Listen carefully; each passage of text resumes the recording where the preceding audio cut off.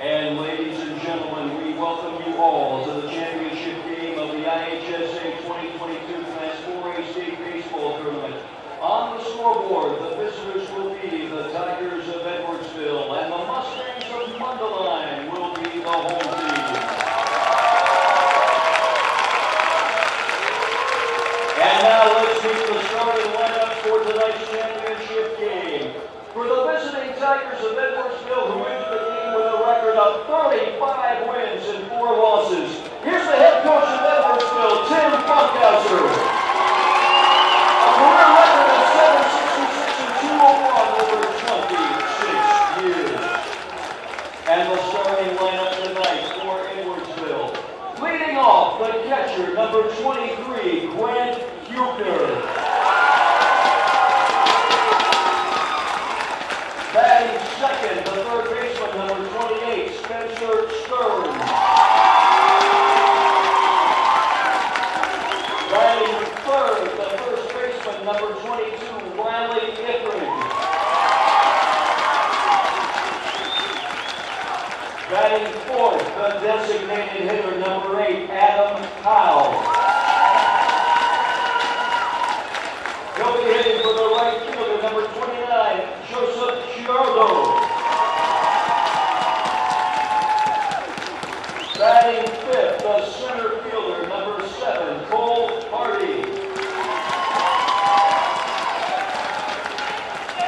Batting sixth, the left fielder, number 2, Jacoby Roberson. Batting seventh, the second baseman, number 1, Cole Funkhauser. Batting eighth, the pitcher, number 6, Gannon Burns. And batting ninth, the shortstop, number 11, Caden Jennings. And here's the rest of the Edwardsville Tigers. Take the field, gentlemen.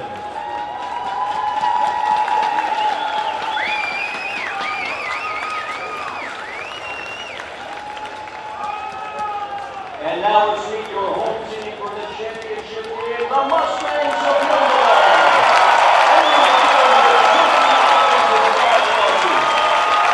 Here's the head coach of Mundelein, Randy Werner.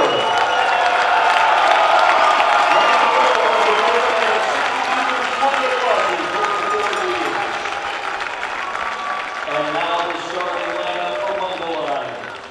Leading off, the shortstop, number 1, Michael Farina. Batting second, the center fielder, number 3, Drew Wellington.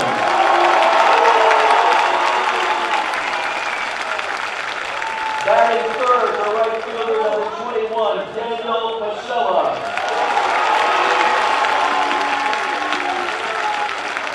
Batting fourth, the third baseman, number 10, Tommy Strickland. Batting fifth, the left fielder, number 16, Christian Seminaro.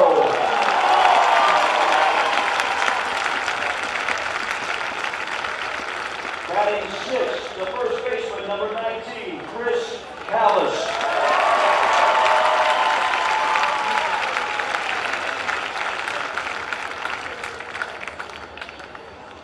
Batting seventh, the designated hitter, number 17, Jacob Bizey.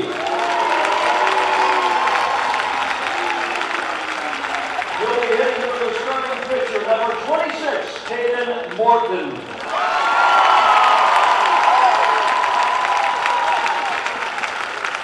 Batting eighth, the second baseman, number 9, Connor White. And batting ninth, the catcher, number 7, Danny Connolly.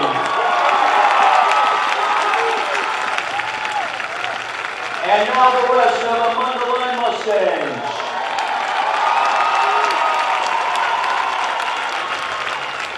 Your umpires for this 4A championship game: behind the plate, Mike Wiley. At first base, Jason Schmitz. And at third base, Paul Packelhofer. And now, ladies and gentlemen, please rise and face the flag. Our national anthem will be sung by our guest soloist, Mia Geisler from Newark High School.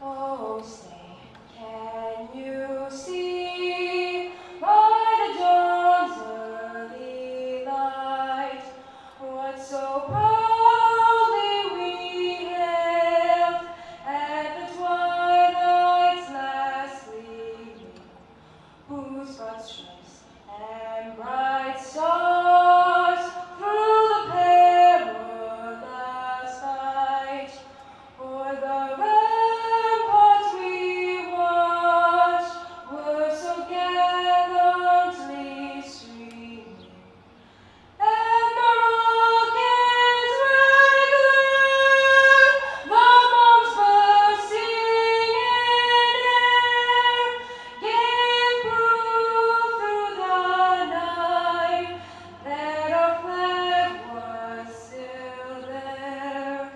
Oh, say, does that star-spangled banner yet wave o'er the land of the free and the home of the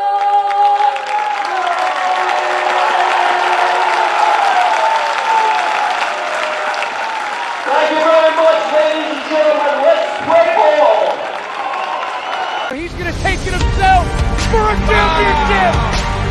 A double play wins it from Frazier. Turn it to the end zone. What a catch. Micaiah touchdown. Into the layup goes at the buzzer. Frazier wins it. The championship.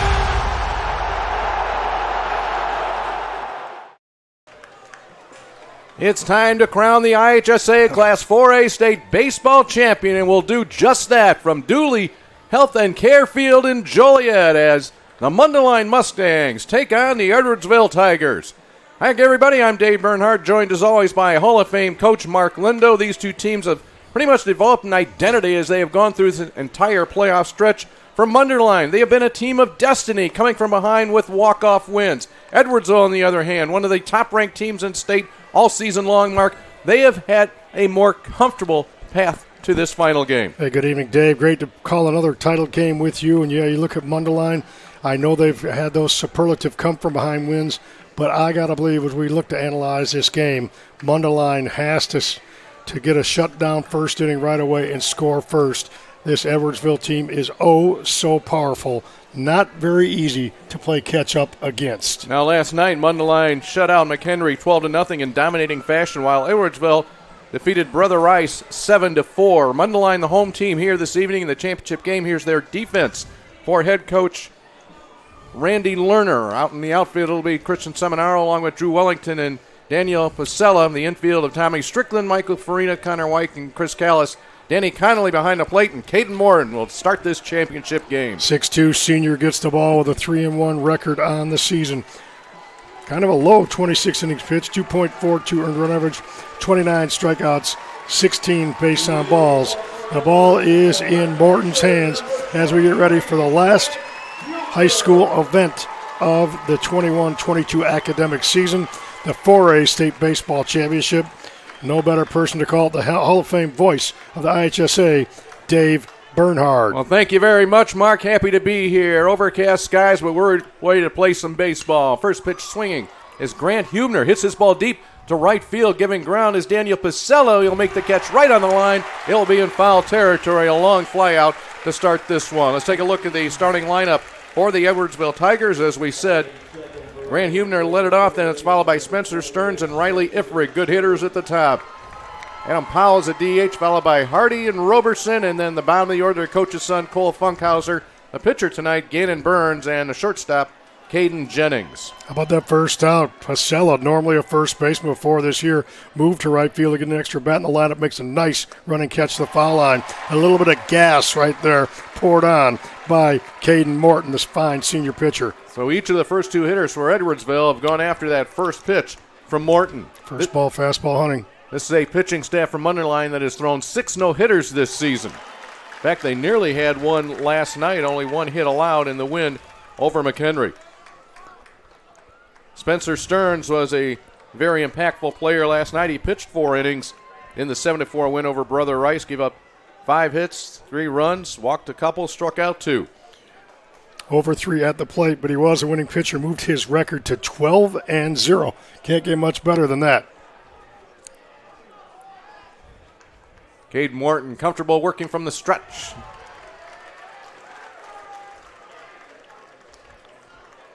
Morton getting up there right now, Dave. He's honestly, he's got to be high 80s. That's about where he will go, 86 to 88. Lots of arm side sink.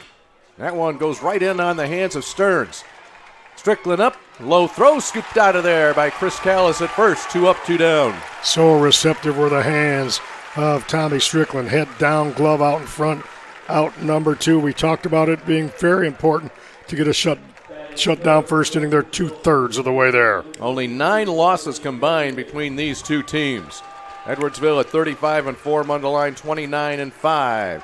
Hitting in the 3 spot will be Riley Ifrig, the junior first baseman. Ifrig on the season, sparkling .423 batting average, has 9 doubles, 4 home runs. Scored a run, drove in a run yesterday. His 1-for-3 performance. Our umpire tonight at home plate is Mike Wiley. Jason Schmitz is at first, and Paul Heckelhofer, the third base umpire. Congratulations to those gentlemen working this state championship game. Caden Morton coming and pouring strikes, isn't he? Just attacking a pound of the zone. Gets his sign from Danny Connolly. Here he comes. And in the big Mundelein crowd, and I emphasize big, that's probably not even a good enough word. They are huge. Not happy with that call. Danny Connolly, the junior catcher, 5'10". He's good physically, but mentally he knows this team's his. He thinks his team's his. He directs things from behind home plate. Trying to steal a strike there, nothing doing.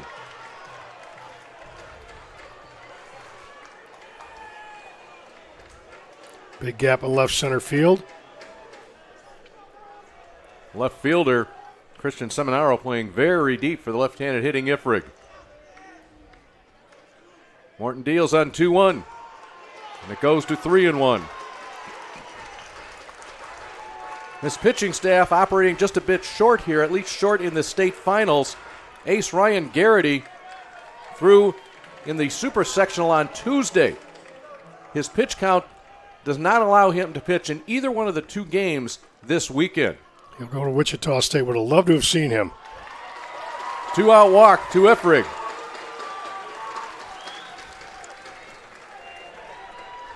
That'll bring you up the designated hitter, Adam Powell.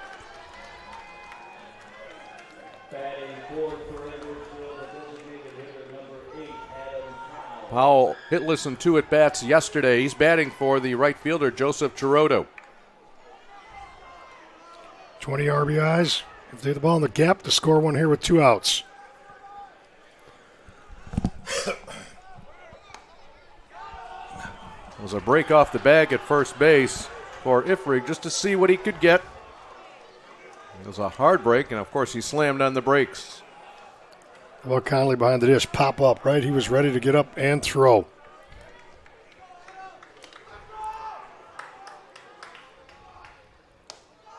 That one runs away from the left-hand hitter. Edwardsville, nice contingent as well. It's a long trip up from just outside St. Louis to Joliet in the southwest suburbs of this state. Southwest suburbs of Chicago in the state of Illinois.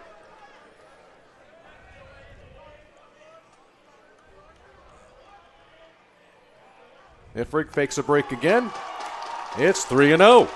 So after the first 2 retired, one on a deep fly ball down the line and another on a ground out, Caden Morton struggling to find a zone. Cole Hardy awaits on deck if they can get to him.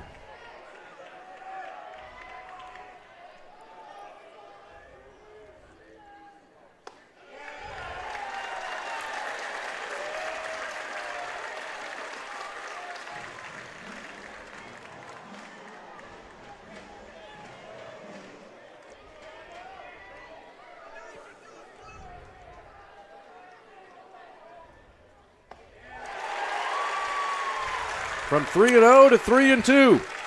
And that will put Ifrig in motion with this pitch. Infield's got to know the play's got to be to first base now. Force out negated, so neither middle infielder should break to the base at all. Play the batter.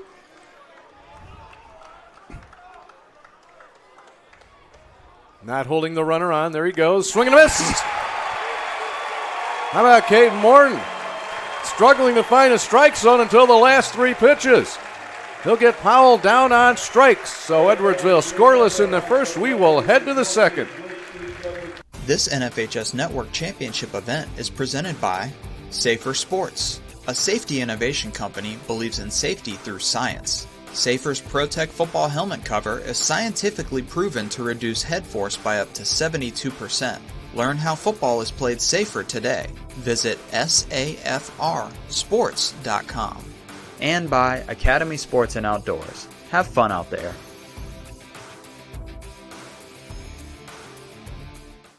Big Icky protects more than his quarterback. With Safer's ProTech, he's also protecting his brain. For the last 3 years, I've been able to walk off the field without even a headache. Big Icky is not just a football player. He's an all-ACC academic performer and on North Carolina State's Dean's List. He and his teammates wear ProTechs because they are scientifically proven to reduce force impact by as much as 72%. Football can be played safer. Safer through science. Safersports.com. We head to the bottom of the first inning. Let's take a look at the defense for the Edwardsville Tigers.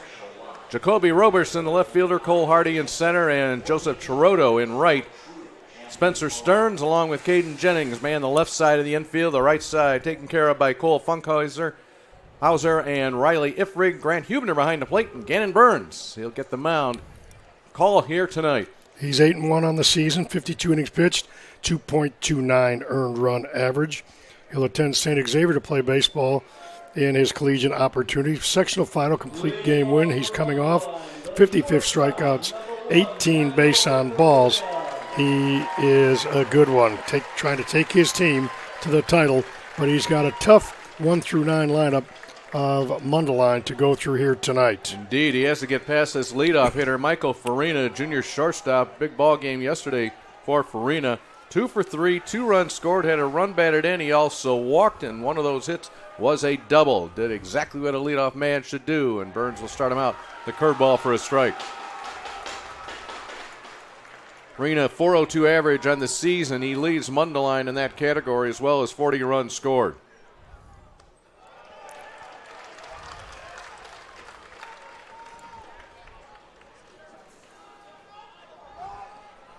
Farina works the back part of the batter's box, trying to track the ball as long as he can. Just misses, 2 balls and a strike. Lights are on here at Dooley Health and Care Field.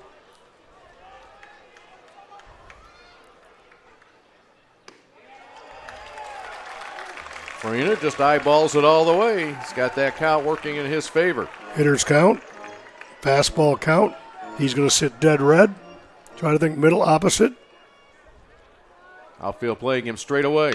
Rips this one. That's inside the line, down the left field line, headed to the corner. Roberson will cut it off, but Farina will fly into second base with a slide and a double. Boy, is he a player, the pulse of their team. As Randy Lerner told us, the pulse of the lineup as he goes, we go. And he is a good one. Got a 3-1 breaker, a fastball.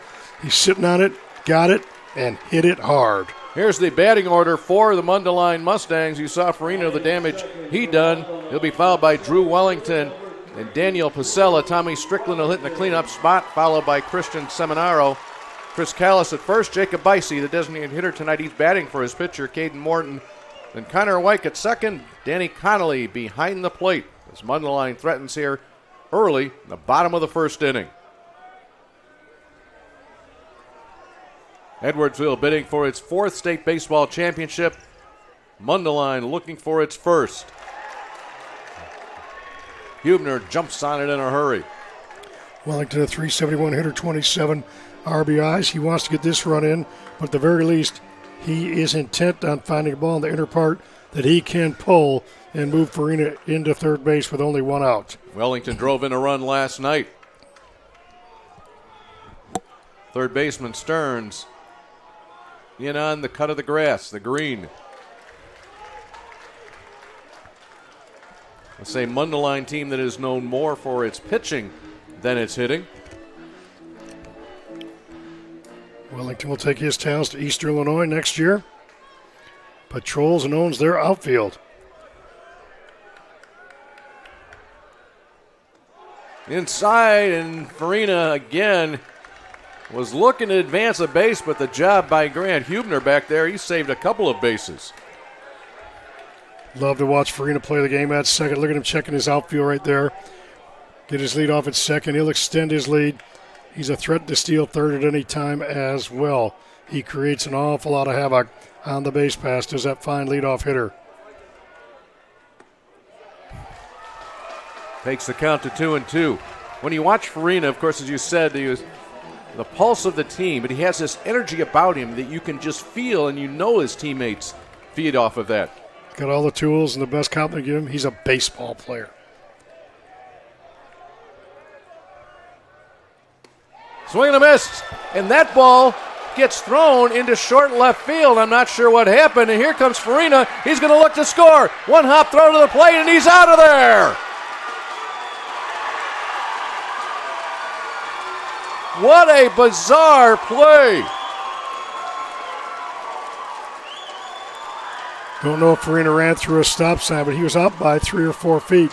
Randy Lerner right now is asking home plate umpire Mike Wiley, did the catcher Hubner set up to where Farina couldn't get to home plate? They had to start his slide so early.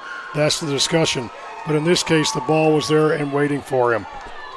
Now, I'm not so sure.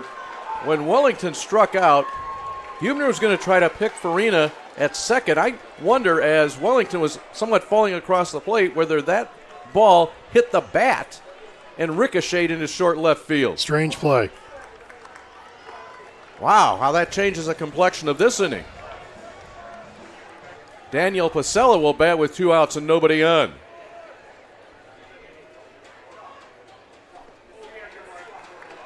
So an error to be charged to the catcher, Grant Hubner, allowing Farina to get to second. And when he rounded and headed for home, it didn't look good. In fact, it was a great one-hop throw to get him.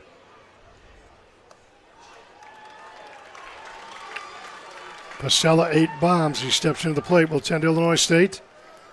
2-0 count. I don't know if they'll give in to him here. 2 hits, 2 runs, 2 RBIs, and a semifinal win. He goes after it. Funkhauser makes the play, makes the throw, hanging on to the bag is Ifrig. Good plays all around, and it will retire Daniel Pasella. There was a leadoff double. He is wiped out in a bizarre play, the out at home plate. We played 1 full inning in the 4A championship, and we're scoreless. With Academy Sports and Outdoors, you can take outdoor fun to a whole new level with just the touch of a button, because there's so much to discover on the Academy app.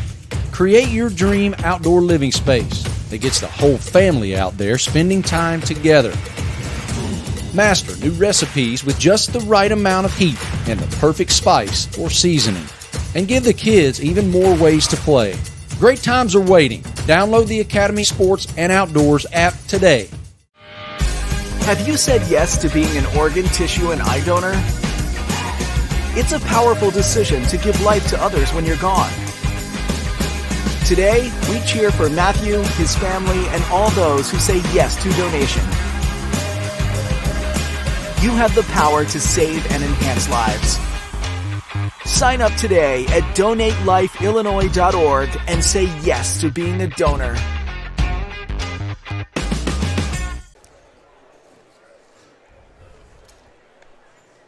"16 games are played here in the 2 weekends of baseball in Peoria and Joliet. 4 of them are championship games, and Mark, you can just tell the level of intensity ratchets up here when we hit a title ball game. Yeah, that's a fun one to be up and involved in. 2 really good teams, 2 well-coached teams, a lot of talent on the field, and a lot of emotion in the stadium, Dooley Health and Care Field. Cole Hardy to lead things off here in the top of the 2nd inning. Hardy, the center fielder for the Tigers. Under head coach Tim Funkhauser. Funkhauser, 710 victories in his career. The first pitch from Morton, high and tight. For Funkhauser, he has a state championship that came in 2019. He has had 14 30-win seasons out of his 26 years of coaching. 30-win seasons. I didn't say 20. I said 30-win seasons. Yeah. Had a chance to coach both his sons in the state finals. How about that? Or two of his sons. And he played here for himself at shortstop. Straight up the chute. Danny Connolly. Connolly flips the helmet off. Towel fell out of his back pocket. You know, I had mentioned yesterday about the catchers taking their mask off, or in this case, helmet off. That would be a case right there where that could have been a problem if that ball comes back on you and that helmet is sitting about 5 feet behind you, but it does not. The foul out gets the inning started. Look at the first out of the first inning very quickly. Now he gets this one. Oh, so important to get that first out of each inning. You start with first pitch strikes. And he goes up and in on Jacoby Roberson. Roberson, 6-foot senior, 391 batting average. Hits out of the 5-hole. Roberson 0 for 2 yesterday. Takes a big cut. Really good pass, tracking that baseball. Even to count 1-1, but he was timed on that one. If you're Morton right now, Caden might want to come back with something off speed. Danny Connolly looks to his dugout for the sign from the coaching staff. There's some good hacks taken there by Roberson. Good movement on that pitch as well from Morton. So they did come back, second up, doubled up with an off-speed pitch. So we went hard for a foul ball, slow for a foul ball. Got him in defensive mode. Can he bury one deep and outside? See if they go fishing. Right on the hands. Good job working in and out, up and down. Home plate 17 inches of width. A good pitcher will increase that width to 19. Get an extra inch on the inside. Get an extra inch on the outside. You establish that, you'll establish a relationship with your umpire as well.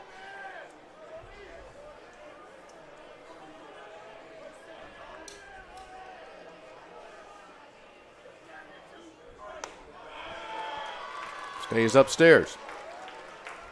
Good pitch, good take. Battle within the battle. Pitcher, catcher, me against you.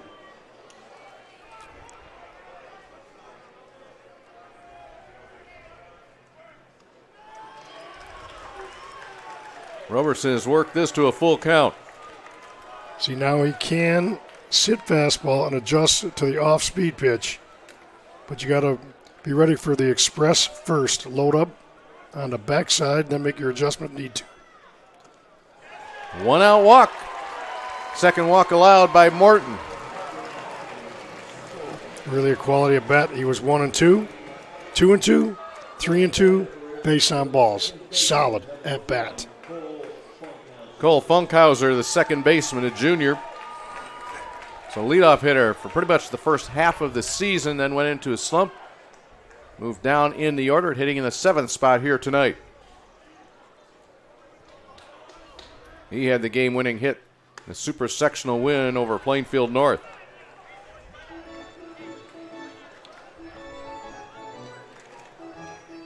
Eight of 17 in the tournament, so he's been hot of late. They can hit and run with him if they want. He can handle the bat, hit the ball the right side. A lot of room on the right side. He's going to go right to the shortstop. Relay to first. It's a double play from Farina to Callis.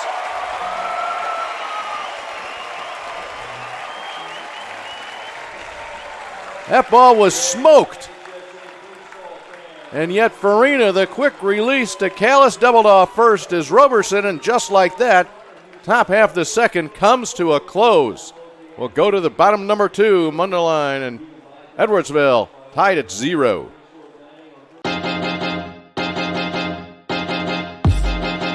High school sports fans, relive your favorite moments. Just click the shopping cart below the video player to get your digital copy today.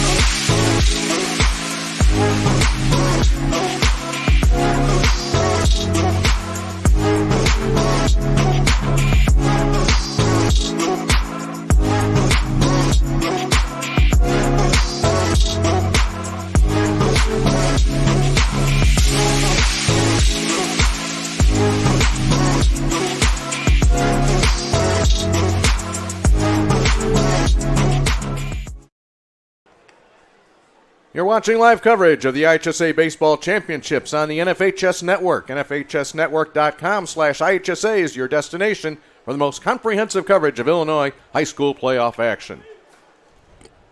Dave Bernhardt and Mark Lindo with you in Joliet. So happy you have joined us here on the NFHS Network. And in an inning and a half, we've had some very interesting plays indeed. A double play, a runner thrown out at home as he tried to score from second base on a wild throw into left center field. And Tommy Strickland has started off for the Mustangs in the bottom of the second.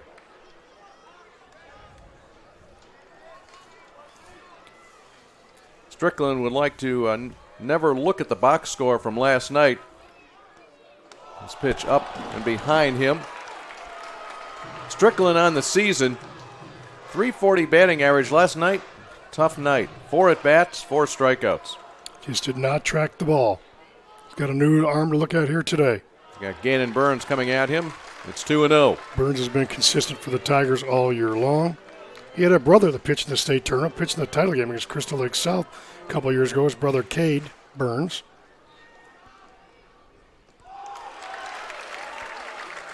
.3-0 here to start this bottom of the second inning.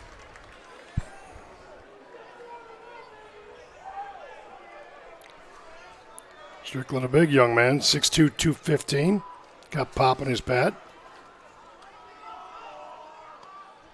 You mentioned Burns, the older brother pitching in a championship game in 2017. That was won by Crystal Lake South. Crystal Lake South this year in Class 3A.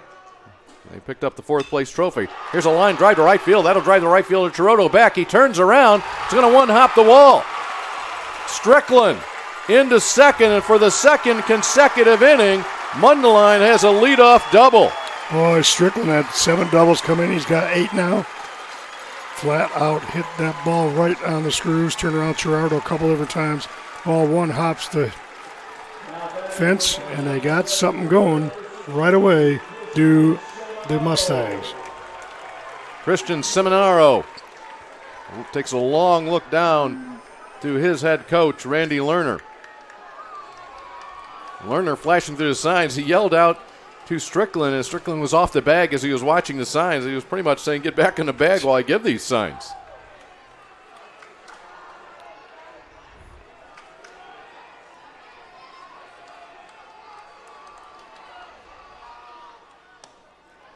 Fastball right there in the outside corner. So Randy Lerner looks to let his man Seminaro hit.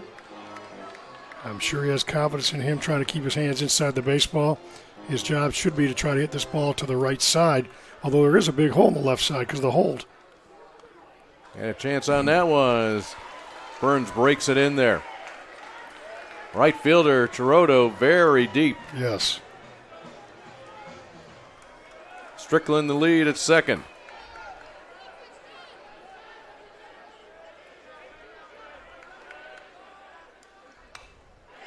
He was headed that way. Took a shot at it. Team baseball, unselfish, had a plan. Great hitters always have a plan when they go to the plate. You just don't go up there swinging. You have a plan, your approach, what pitch you're hitting, where the defense is at, what the wind is doing, all the above. Situational hitting in effect right now. This is scooped into the air. Who wants it? Ifrig, the first baseman, will take it for out number 1. So that was not a productive out by Seminar. He tried, just did not executing the job done. Now Chris Callis will take his turn at the plate, the runner in scoring position. So tip your cap to Seminaro for trying, but just did not able to execute.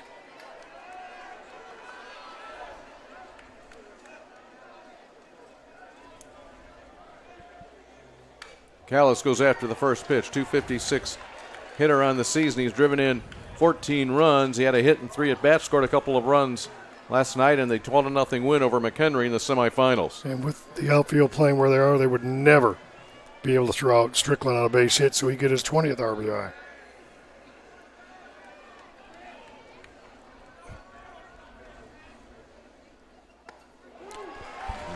Burns gets Callis to flinch.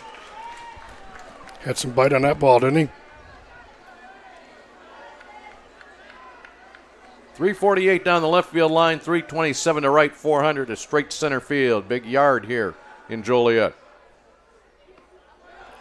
Would not bite.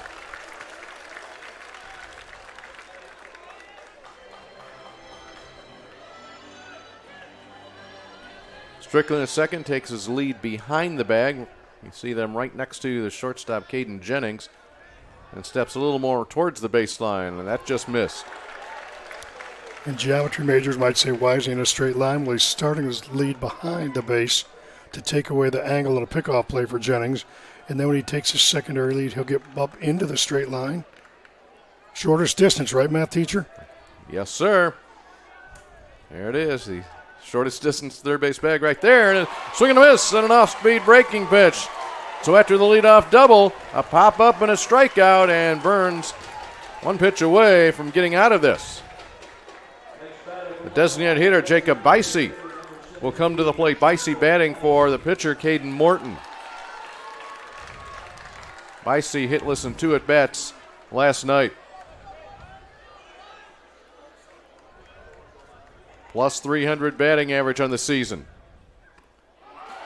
And he didn't have a chance on that one. Burns was getting that curveball slider, not just in the zone, but that time he got it outside about 6 inches. Well, he just looks like a pitcher. He looks like he commands a presence on the mound that this ball game is mine. Goes fastball.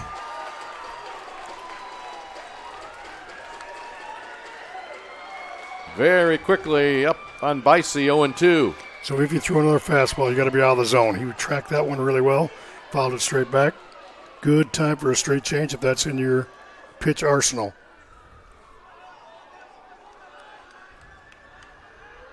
It was not a fastball, it was a breaking ball, and it deflects off of the catcher on the foul ball, Grant Hubner.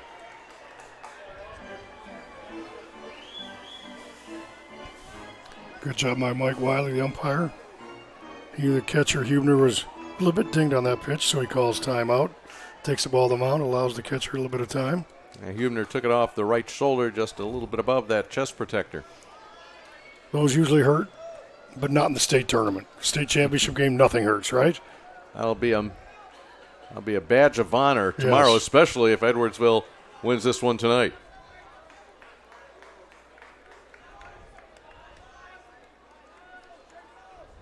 Again on 0-2. Again wouldn't bite.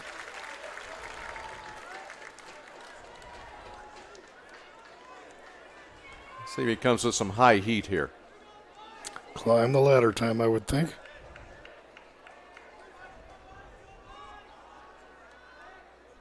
There it is.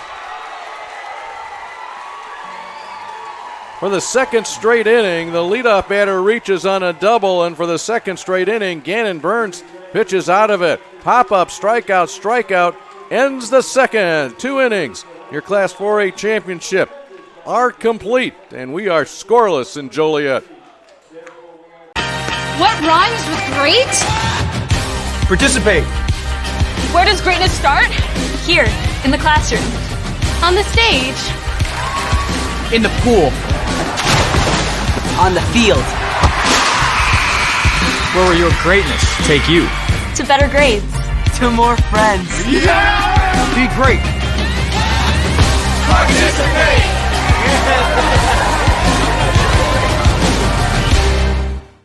The NFHS Learning Center is the leader in online education for the interscholastic community. At NFHSLearn.com, you can find over 70 courses, including more than 30 free courses, such as concussion in sports, heat illness prevention, sudden cardiac arrest, and protecting students from abuse. To learn more, visit the NFHS Learning Center.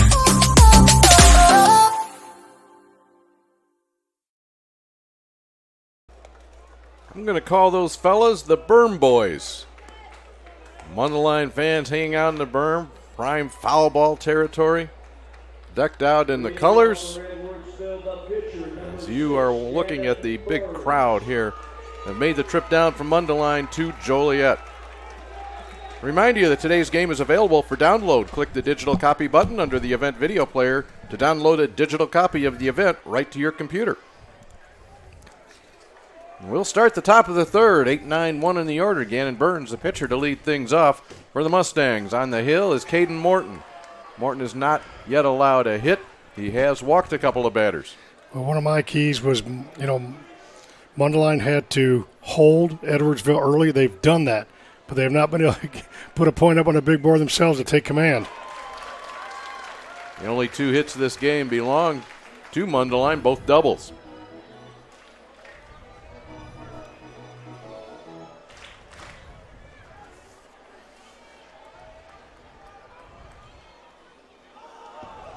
And that got away from Morton. Let's see.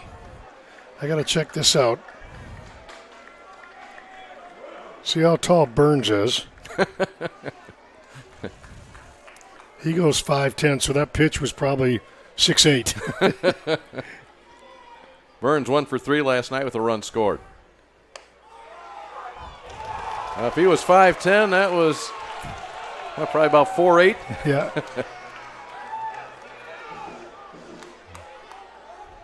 Head coach Tim Funkhauser yelling his encouragement to Gannon Burns, leading off the third inning. 2-2 pitch.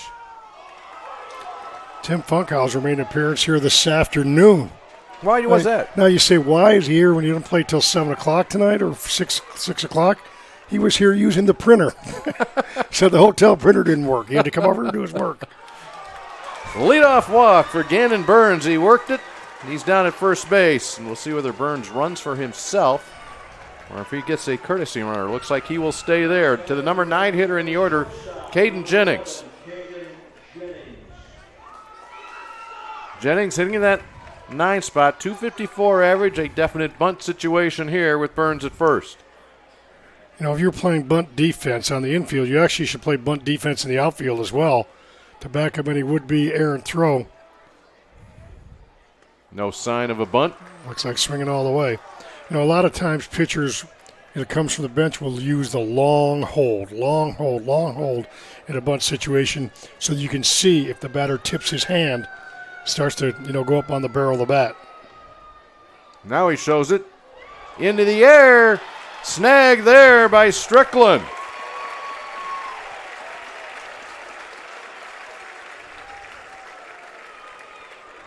One gone to the top of the order in Hubner. So in this case, Edwardsville not able to execute small ball. Last half inning, we saw Mundelein not be able to advance a runner from second to third. Edwardsville not being able to advance first to second in the 9 slot. Grant Hubner has hit the ball hard all weekend, had a triple last night, flew out the deep right field corner. His first time up tonight against Morton.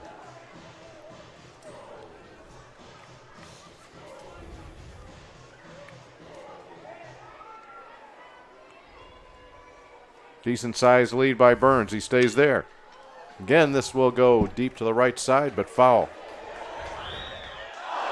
Near catch by the young man, the only man on the berm on the right field side. The crowd was pulling for him. See, he finishes that play. He might go Sports Center top 10. That could be. Rich Piacek's giving him an error. Oh, that's tough. That's Come a on. tough error. Come on. Oh, my goodness. That ball was in the trees. Official score for the IHSA state finals. A fine one at that. There goes Burns. Got a great jump. No chance. Not only did he get a great jump, he had a running lead. So a defensive mental breakdown that right by Morton.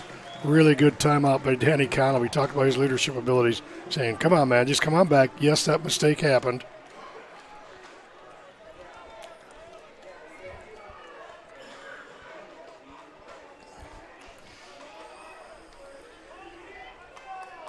Hubner at the plate with a 1-2 count.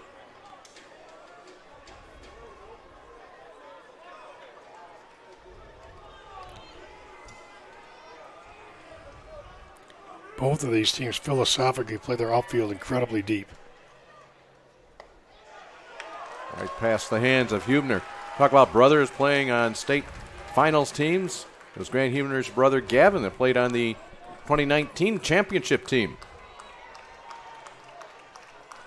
Hubner hitting in the second spot most of the year. Moved to the leadoff spot and absolutely loves it. Play at St. Charles Community College next year.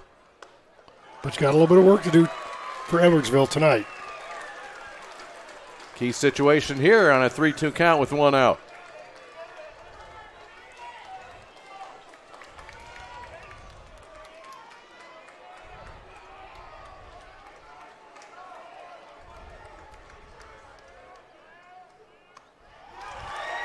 Runners first and second. 1 out for Spencer Stearns. Both those runners on via the base on balls. And you bring up a dangerous RBI gap hitter. And Spencer Stearns at 6'3", 205 can put a charge into the baseball. Caden Morton playing with fire. That's his 4th walk of the 10 batters that have come to the plate. He had walked 16 in 26 innings coming into this game. Courtesy runner 23. Or no, you were running for himself, I'm sorry. So both the pitcher and catcher running for themselves, both on the bases now at the same time. Keep the athletes on the field, right? Stearns takes a curveball for a strike. .465 hitter. 45 runs batted in, 53 hits, 12 doubles, 8 home runs. That's what Spencer Stearns brings to the plate. And the table is set. Great pitch. That had late break. It started on the outside corner. There was no way Stearns was going to get to it. So Morton wants to be around the zone, but not in the zone these next 2 pitches. Not just this pitch, but 2. See if he can get Stearns to go fishing.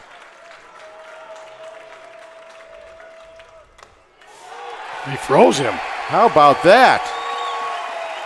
Never thought he'd center cut a breaking ball, and he got away with it. I don't think right. Spencer Stearns thought the same thing. Yeah. Second strikeout of the game for Morton comes at a perfect time, and now he has to get past Riley Ifrig. Burns is at second, Hubner at first. 2 outs here in the top of the 3rd inning.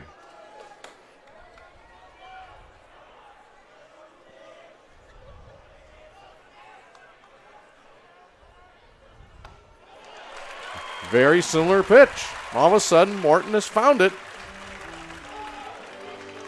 After walking his 4th batter of the game, gets Stearns on 3 pitches, and that was a good curveball on that one. Any kind of ground ball, Mundelein infield, they got to lay out for the ball. You got to dive. You got to keep it in the infield. If you can't make a play for the 3rd out, you have to knock the ball down.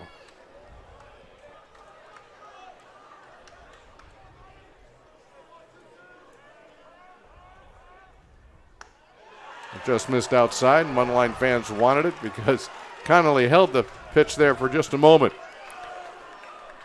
Try to frame the ball an inch off the plate. Probably not the best idea.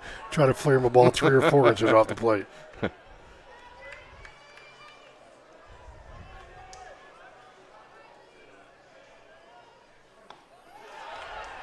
thought he had that one. Instead, the count will go to 2-1. Not only does Mundelein have a big crowd, but they have probably 1,000 umpires over there as well. Not dressed in blue, though. No.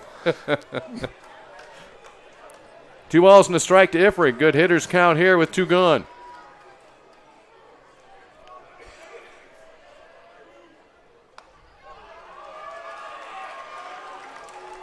Three balls and 1 strike. Here in the 3rd inning, doesn't feel like we're in a pitch-by-pitch game already. Absolutely. The entire game seems pitch-by-pitch, and that's the way it should be. What else would you want for a 4A state championship? Long look in from Morton.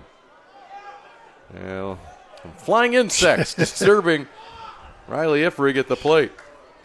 He was waving them away at the previous pitch. And it's still, he's got something. It's a bad situation here for Ifrig. Mundelein lost their last 2 regular season games to Prairie Ridge, 14-6, and New Trier, 2-1. Had a long winning streak before that. Oh, big time cut. That winning streak for Mundelein was 12 straight. Lost a couple times to Libertyville, once in Tennessee, but have beaten an awful lot of good teams around down the stretch or throughout the season. Hey, big pitch here, 3-2, everybody running. Let's see what happens. Mundelein fans on their feet, begging for the final out of the third inning. Rally caps for the Edwardsville dugout. Got him! Right on the outside corner, and the Mustangs pour out of the dugout on the third base side. Caden Morton strikes out Stern, strikes out Ifrig, both looking, and he strands runners at first and second. We've played 2.5 innings. We have no score.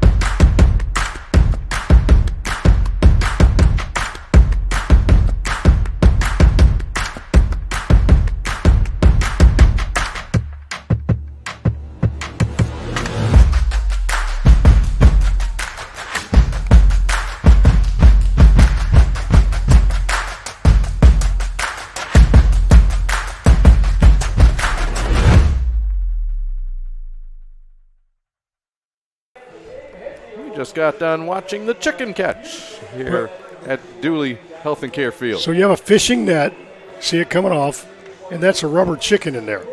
So what the deal is, see, there's 4 people. If you catch one chicken, you get one Chick-fil-A sandwich. 2, 2, 3, 3, 4, you get 4. So this group caught 3 out of 4. My question is, who does not get the sandwich? All right, I do have an answer for that. You have that answer? Yes, you have you take the 4 people, the one catcher, Yes. if you will. Okay. Then you have the thrower. Well, she's the one that pulled back on this elastic band held by the Yes. other 2. I don't think that the people that were holding the elastic band have anything to worry about. They did their job. Okay. I think the person with the fishing net did okay. It was one time that was pulled a little too long. You make the call. That's a fun event right I like there. that one. Never caught. I've done a lot of fishing in my lifetime. I've never caught a chicken. 8-9-1 here in the bottom of the third inning. Gannon Burns on the mound. He's going to field this first one on one hop from Connor Wyke. A little underhand toss, one pitch, one gone here in the third. First ball fastball, 8-hitter. Good approach to the plate. We talked about having a plan. Wyke did, but pretty good fielding position. Gannon Burns got the job done. First out of the inning again. He'll face junior catcher Danny Connolly.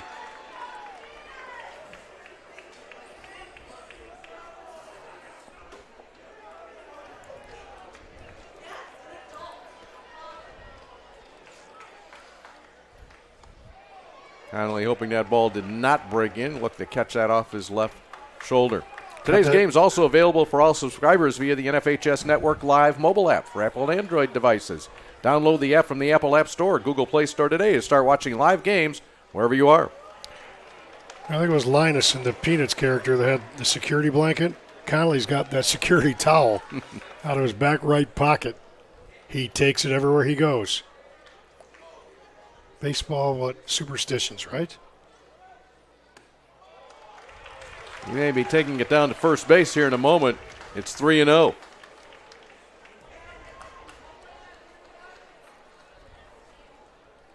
It's the first inning that Mundelein did not have their leadoff batter standing on second base. A lot of times you go 3-0 and talk to Burns. Just don't give in. Don't give in. Come back, make it 3-2. So many times pitchers go 3-0 and just give in mentally. And that's ball 4.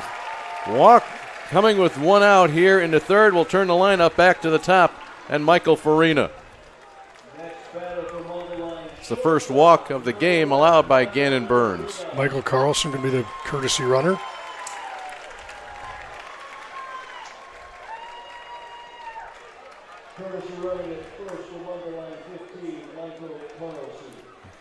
That does bring up Michael Farina. What a first inning he had. Adventure. He doubled. And then when catcher Grant Hubner was looking to pick him off after a strikeout, Hubner threw the ball to short left field. While Farina took off for third and then just kept going. And it was center fielder Cole Hardy that ended up throwing him out at home plate to deny Mundelein the run. Farina with on-base percentage of over 500. So that young man is, we talked about him being the pulse, he is the epitome of catalyst of an offense. Pretty good feet, huh? Yeah, he gets it there very nicely. Something like that from Gannon Burns, that can slow down a running game.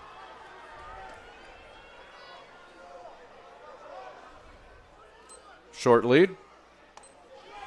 That falls in there to Farina. High leg kick, 1.74, delivery to home plate. If he thinks it's a running situation, he will have to utilize a slide step and or a throw over or step off. There's a throw over.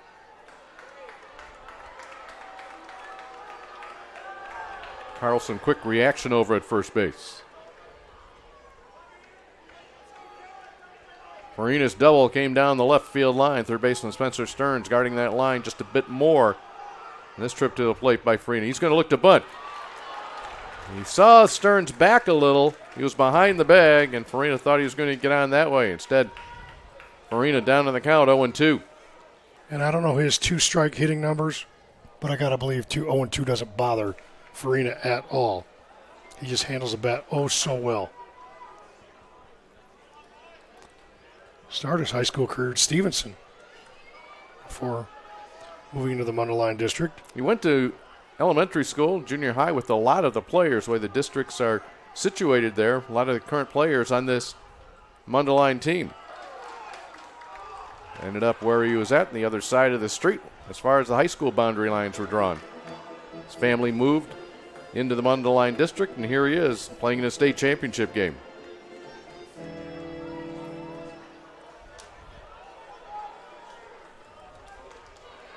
Carlson the lead at first. Farina, sky high in the infield. Who wants it? Jennings says, all mine. And eventually comes down for the second out.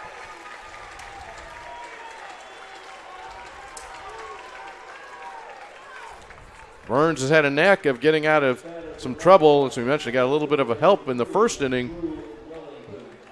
Last inning, after a leadoff double, he retired the last three, and now he has to face Drew Wellington, a strikeout victim in the first inning.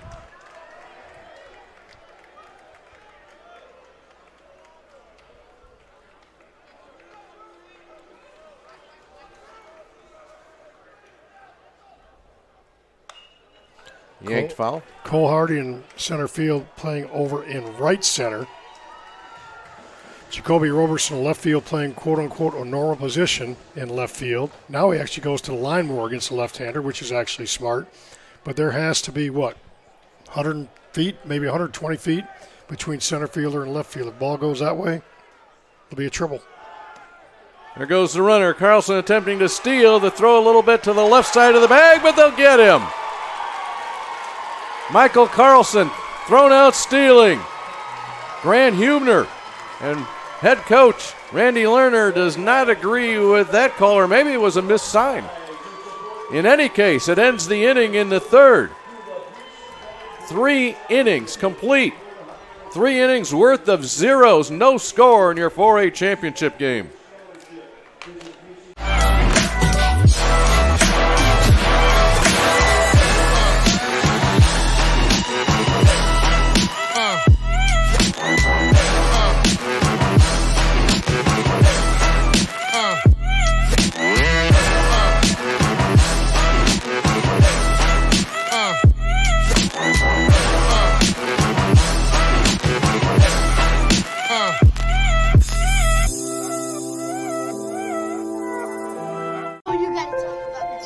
The innocence of youth. Is there anything any better? But soon they'll be in high school and facing all the same challenges you faced. How to make friends, how to fit in, how to be cool. We want our children to have everything they'll need to live fulfilling and productive lives. Make sure the kids in your family are among the more than 12 million participants in America who take part in high school sports or activities. High school sports fans, relive your favorite moments. Just click the shopping cart below the video player to get your Adam Powell to lead things off here in the top of the fourth inning for the Edwardsville Tigers. Powell struck out swinging to close out the first inning. Edwardsville with 5 wins over teams ranked in the final Prep Baseball Report Power 25. Also wins over Missouri's 1st, 4th, and 6th ranked teams. In fact, head coach Tim Funkhauser says, I'd put our schedule up against anybody in the Midwest. So being tied here in the fourth inning, scoreless in the state championship game, I don't know if that's going to faze these Tigers. Not at all. You know, they were in national scope all year long. Part of that is because of the great team they have right now, and part of that is they're a perennial power. Started the season with 22 straight wins.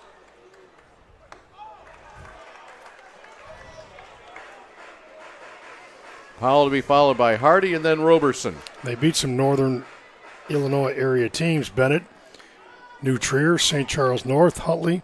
Those teams came down to Edwardsville to face that competition and get their good weather. Big cut, swing and a miss. 4th strikeout of the game, the 3rd in a row for Morton.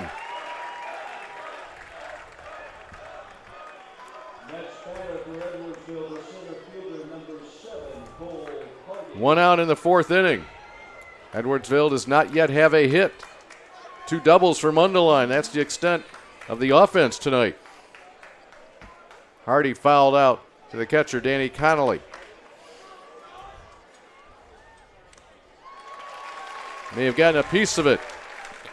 He is really moving the ball around, moving the eyes of Edwardsville hitters. What do I mean by that? Their eyes go down and away. Their eyes go up. Their eyes go in. Push bunt. Morton will have to hurry. Throws it wild down into the bullpen. Hardy headed to second to throw. Not in time.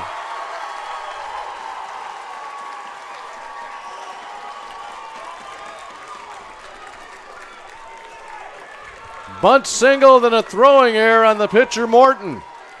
And you already know me, partner. You're going to know how much I'm going to get excited about that bunt single.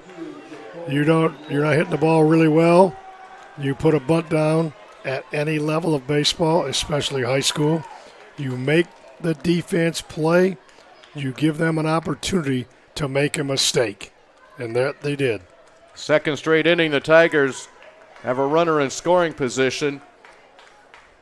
At the plate, it's Roberson. A good fastball right in the outside corner. Just love the bunt game in baseball.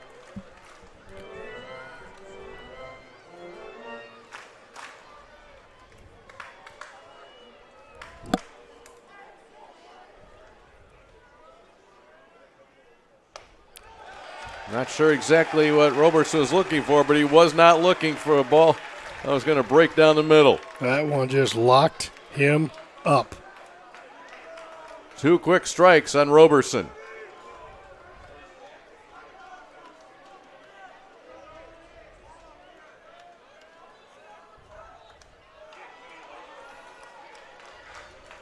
Ball and 2 strikes. Robertson checked into this final 4 with a .391 batting average.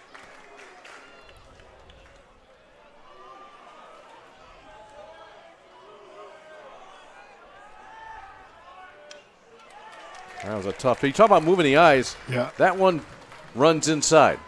Yeah, and he might have got away with one there because what they had is a daylight play. Farina came in from behind the runner, Hardy. He saw that daylight between. That usually means he wants the pitcher to turn and throw.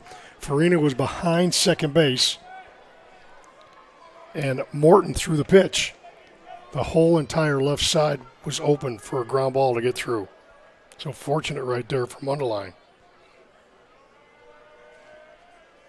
Pitch to Roberson. Got him!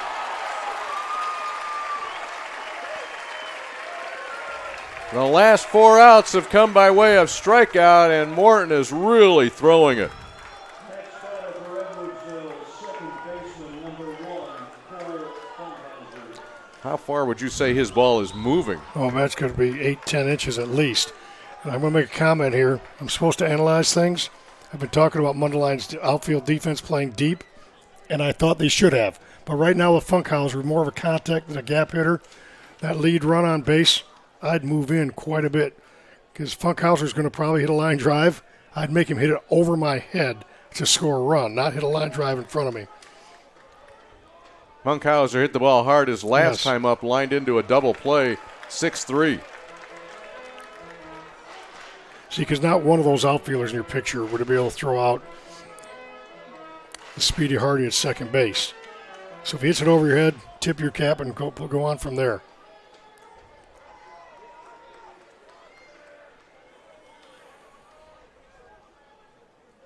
Glance at second, delivery home.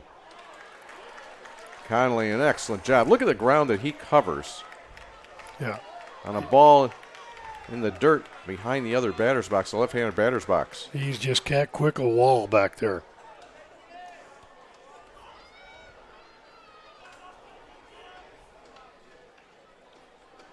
Funkhauser will be a tough out. There's your daylight play. Yes.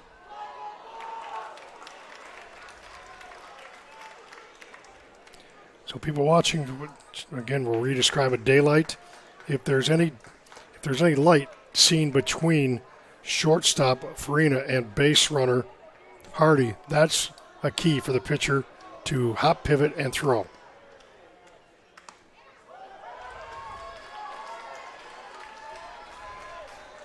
First base open, 3-0. I'm letting my son swing here.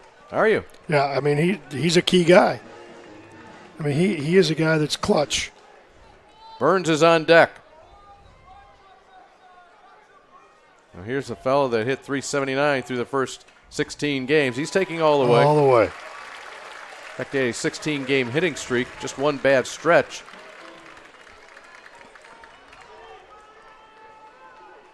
Boy, it's a good count right here for Funkhauser.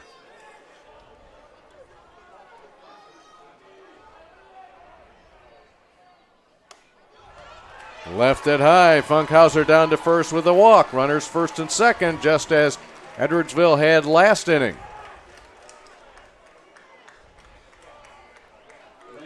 And that brings up Burns.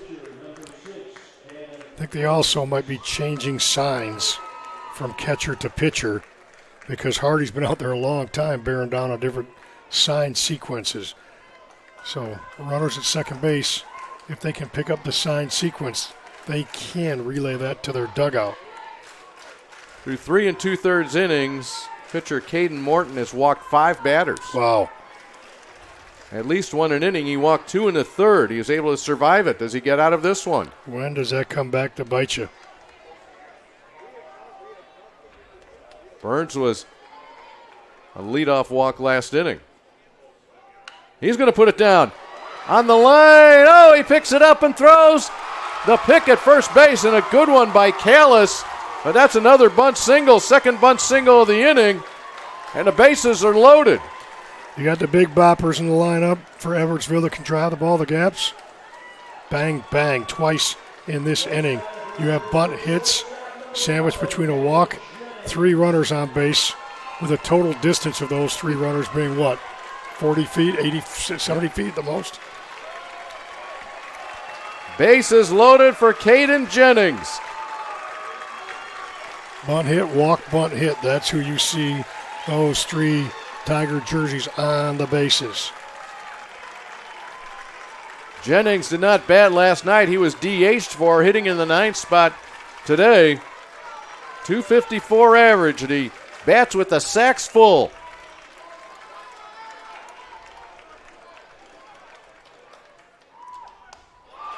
Right down the middle. Boy, you got to be sitting on a fastball right there, don't you? And he throws on that one. A lot of pressure on Conley, who's done a great job.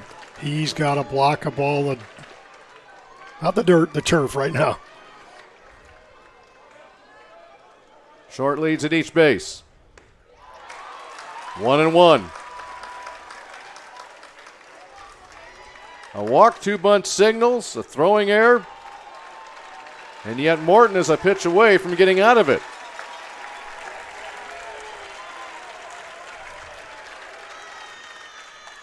Strike 2. And listen to this Mundelein crowd roar. We like Tim Funkhauser in the third base box. Instead of being upset on that take, he claps to his 9-hitter Jennings, says, "You're okay. You're okay, Jennings. Get off the bottom of that bat here. Put the ball in play."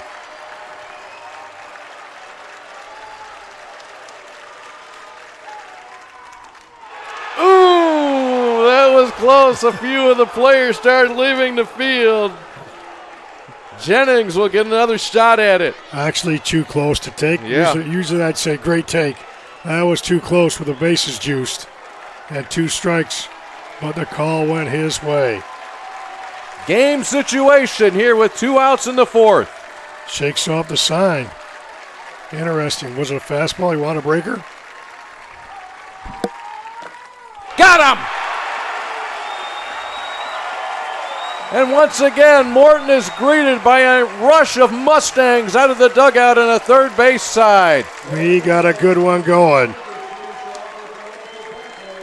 Ball never left the infield. The bases were loaded, but it was strikeout, strikeout, strikeout. Morton strikes out the side, stranding 3. We are halfway home in your 4A championship game, and we have no score. This NFHS Network Championship event is presented by Safer Sports. A safety innovation company believes in safety through science. Safer's ProTech football helmet cover is scientifically proven to reduce head force by up to 72%. Learn how football is played safer today. Visit safrsports.com. And by Academy Sports and Outdoors. Have fun out there.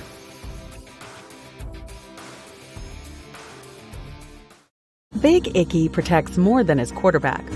With Safer's ProTech, he's also protecting his brain. For the last 3 years, I've been able to walk off the field without even a headache. Big Icky is not just a football player. He's an all-ACC academic performer and on North Carolina State's Dean's List. He and his teammates wear ProTechs because they are scientifically proven to reduce force impact by as much as 72%. Football can be played safer. Safer through science. Safersports.com. The minor league team, Joliet Slammers, hosts the tournament on their field. This tournament hosts, though, the staff from Joliet Township High School. That is Joliet Central High School, Joliet West on the other side of town. What a great job they do year in and year out. We'll go to the bottom of the 4th inning. Drew Wellington to lead it off against Gannon Burns. Edwardsville has left 5 on base in the last 2 innings.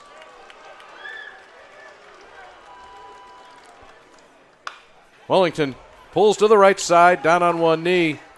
Is Ifrig, and he'll win that race to the bag. 1 pitch, 1 out. High school sports fans, never miss another game. Become a subscriber to the NFHS Network to watch live event coverage, game replays, and highlights from high school sporting events from across the country. Millions of athletes, thousands of games. One destination, NFHSnetwork.com. We are high school. Gannon Burns used a changeup to get that first out by Wellington. Got him out in front. 3 unassisted, first out of the inning. Daniel Pasella grounded out to second, his first time up. If you're looking for one swing that could give your team the lead, this is the guy who could do it. Takes a rip at it, a 1-hopper to Funkhauser again. 2 quick outs here in the 4th. 2 pitches, 2 outs, efficiency personified. So Tommy Strickland will come to the plate. He doubled his last time up, and if Strickland does his job, he needs to take a couple pitches here. Think about right now, Spencer Stearns at third base. I think I'd guard the line to take away a ground ball double down the line with right. 2 outs. You can see him off the line a bit. Yeah. That ball goes a corner, it's extra bases. You don't want that with 2 outs. Leading off an inning, you would, whole different scenario. 2 balls, no strikes to Strickland.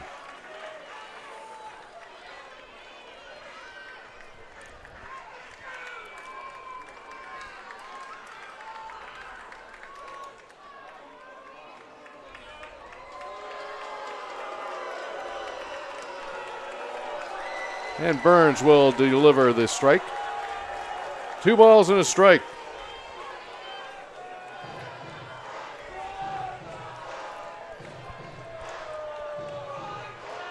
Strickland, a long look down at Randy Lerner.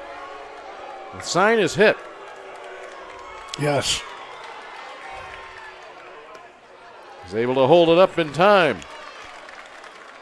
You know, it's funny a difference a night makes and different pitchers. Strickland, as you mentioned earlier, really had a tough time picking up the ball, but I feel like he has a real good feel here for Burns tonight. Tracking it much better. Takes a good swing on that one. This is slicing into foul territory, bullpen area. Nobody gets there. Well, the young man in the red shirt did, up on the berm. He played it well.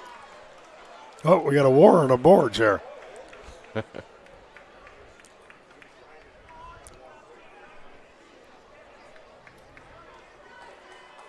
3 balls, 2 strikes, 2 outs. Bottom of the 4th inning.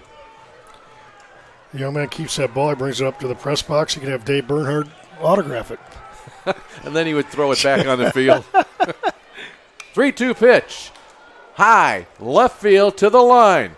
Roberson there in foul territory, and he'll wrap it up. 1-2-3 inning in the 4th.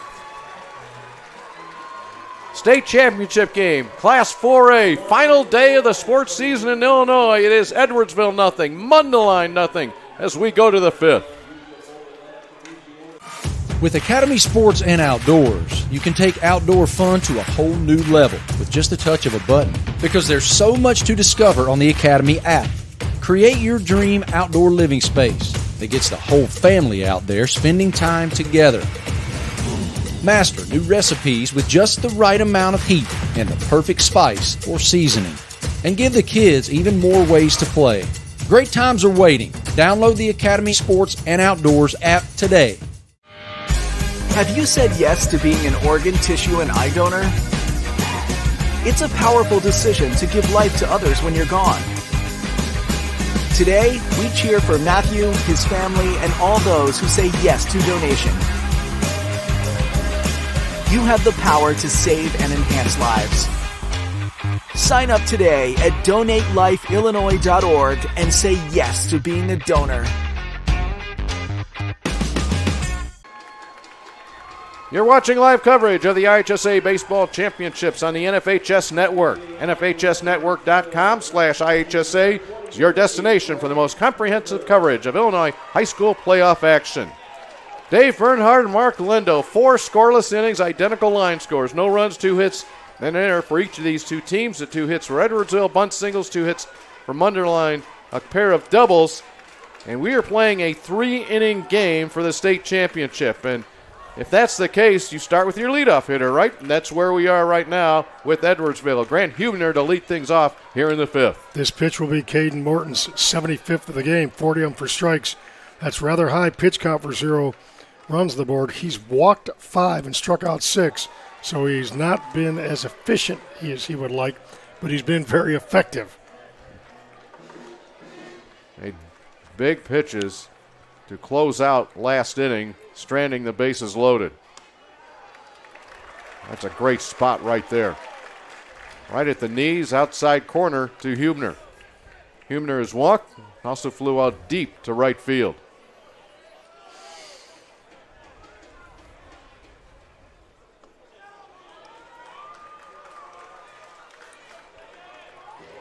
Morton has that, I would call it a slingshot delivery. The ball really moves for him. Committed to Milwaukee School of Engineering. Very intelligent young man. In fact, his head coach, Randy Lerner, a math teacher at Mundelein High School, had him in calculus class this year. Yeah, absolutely. MSOE in the NAC conference, coming off a pretty good season of their own. Caden Morton, the 3rd of 4 brothers. And actually his brother Jeff was on a state team in 2016, so familiar name around among the Mundelein baseball program. Great program that Randy Lerner's done a great job building. The history for Mundelein: did not place in 1978 in AA. In 2002, finished 4th, and had 2 2016 team you just mentioned, that was also a finals team and a second-place finish for the Mustangs to Providence Catholic. Walk number 6. How about that? And yet zeros on the board. However, you're playing with fire when you walk the leadoff man. Spencer Stearns 0 for 2 tonight. We've already given you his numbers, how dangerous he can be. Yeah, you're letting him hack, I think.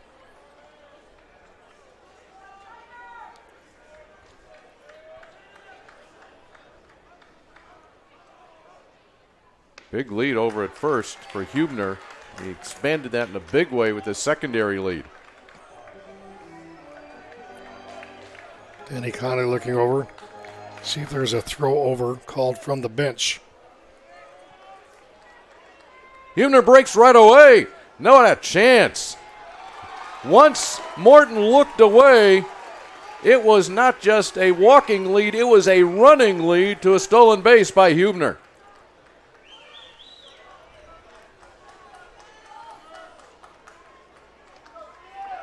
So Morton showed the high leg kick on pitch 1.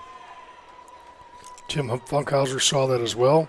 Wasted no time putting Hubner in motion. That's the second stolen base, and both of them have been head starts. Hubner points into Stearns at the plate.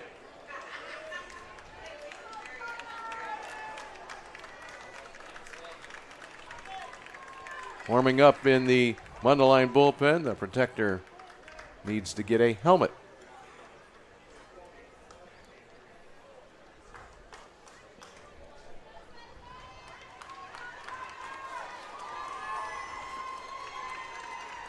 At the plate, it's Spencer Stearns waiting on deck. Riley Ifrig. Dangerous part of the order here for the Edwardsville Tigers. They look to dent the scoreboard.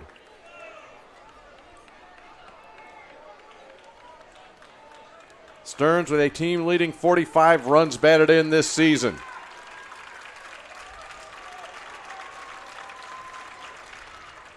Hits this one hard on the line, left field coming in and making the catch will be Seminaro. Ball was struck well. Right on the button. Seminaro adjusted well, positioned well, gets the first out. It's Riley Ifrig's chance to plate the first run. A walk and a strikeout for Ifrig tonight.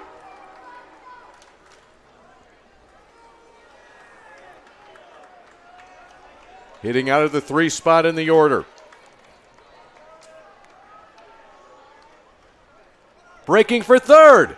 Not a chance. Again, it was one look. Hubner took off before Morton even started his delivery. So people are probably saying, boy, Hubner must be fast. And he is.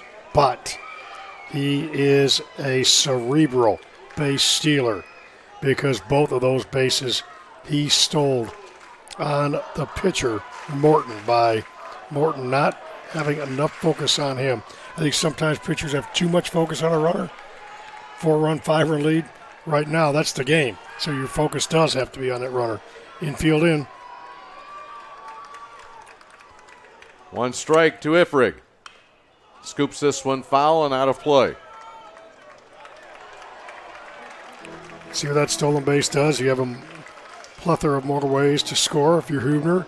And one of them is you bring the infield in, which gives more angles for Ifrig to hit the ball through the infield.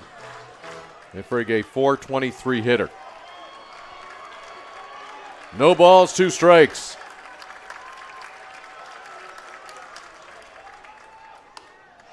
Tried to get into a chase.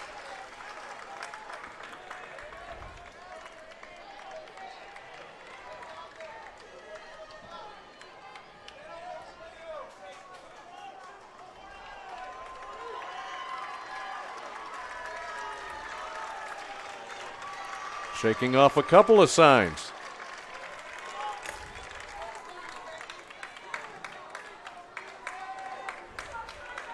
Edwardsville has been on the doorstep each of these last 3 innings.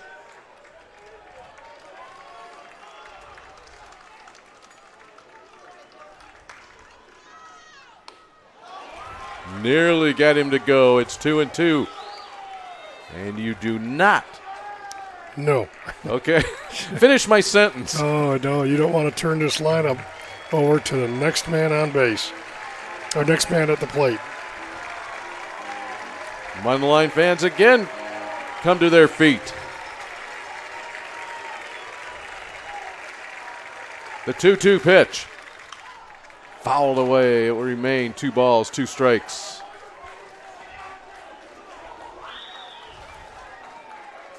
How many more big pitches can Caden Morton make?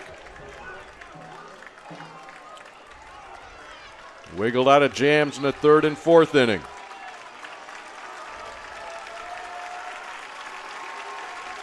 Riley Ifrig at the plate.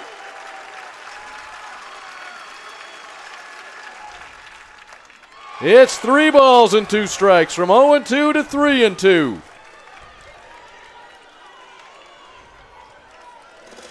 Every pitch with championship ramifications.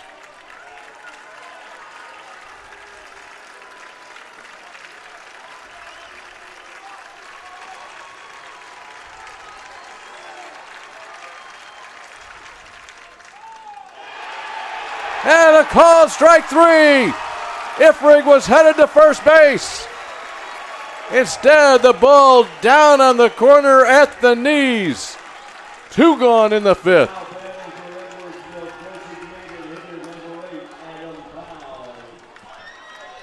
Here is Adam Powell with 2 gone and Hubner at 3rd. Can Caden Morton do it again? Oh, my. Infield able to back up to normal depth.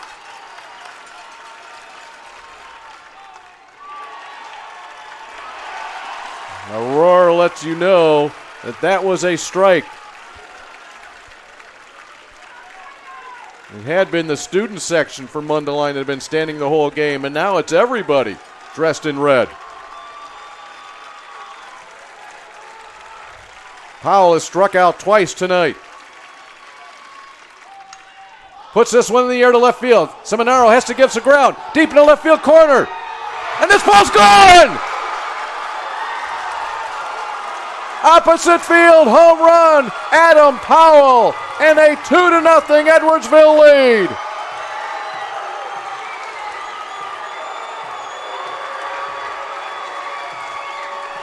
He hit that ball hard, quite obviously, but it just kept going and going. Seminaro, you thought had a beat on it, but it just kept going over his head and going over his head. And the first one to leave the yard this entire weekend leaves the yard for a 2-0 Edwardsville lead in the 5th inning of this state championship game. Just the 2nd home run of the season for the 6', 200-pound senior Adam Powell. And that is a deep left field. It's 348 down the line. 2-0 Tigers.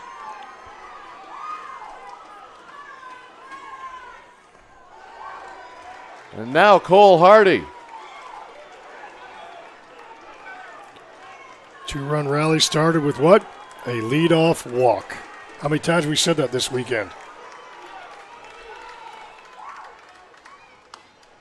Hardy will pull back in the bunt and will take it for a strike. Hardy had a bunt single his last time up. And I love the bunt after a home run.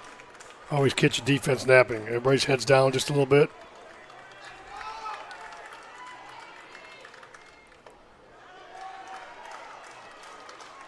Now you wondered whether Morton had one more pitch in him to get out of it, but this might be his last inning. They want to get him out of this one. leadoff walk, couple of stolen bases, but that followed by a line out to left. Strikeout looking. Howell goes Oppo. This to the opposite field. The right fielder, Daniel Pasella, snags it out of there. But how about Adam Powell? A 2-out, 2-run opposite field home run, and Edwardsville leads it 2-0 halfway through the 5th.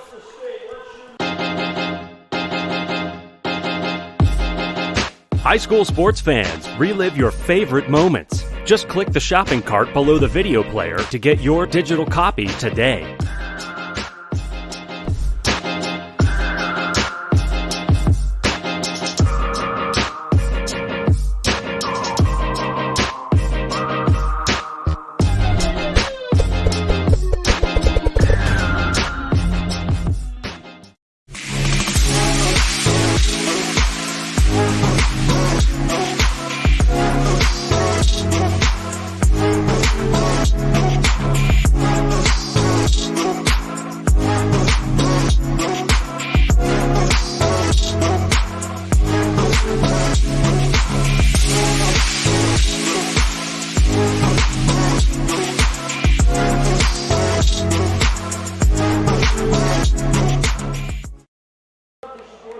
Today's game is available for download. Click the digital copy button under the event video player to download a digital copy of the event right to your computer.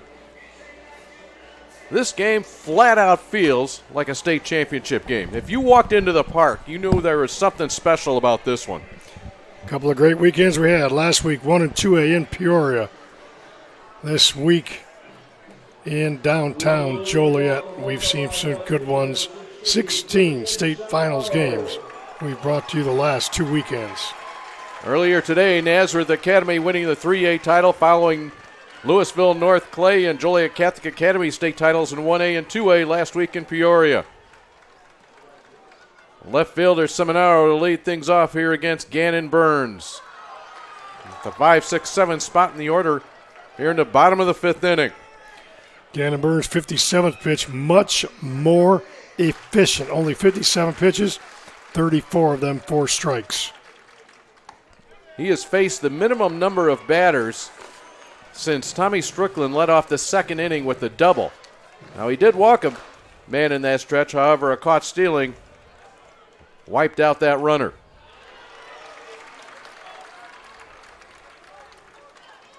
Seminaro has popped out to the first baseman.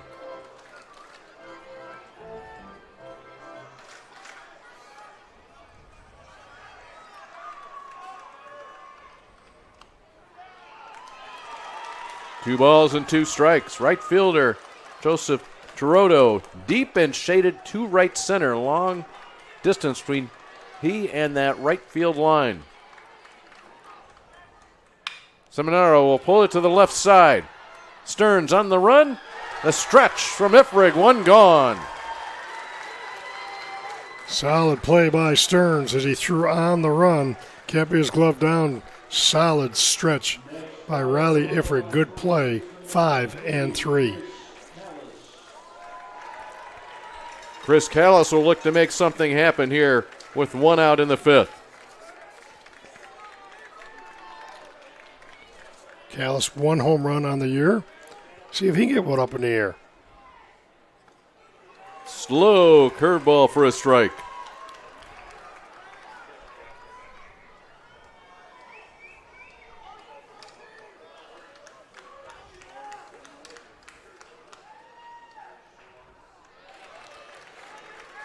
Where you watch Gannon Burns, it can come and go in a hurry, but right now you can just flat out see and sense his focus. You just look at him, just bear down. Stearns going to get another shot at it off his glove. That will be an error. Runner aboard with 1 out, only the 4th base runner allowed by Burns tonight. Spencer Stearns will tell you that was an easier play than the previous one. Yeah, absolutely. Chopper to hopper in this play he should have made. Designated hitter Jacob Bicey will step to the plate. Pinch runner possible. The lineup card has been pulled out. Callis will head back to the dugout. This will be a straight substitution.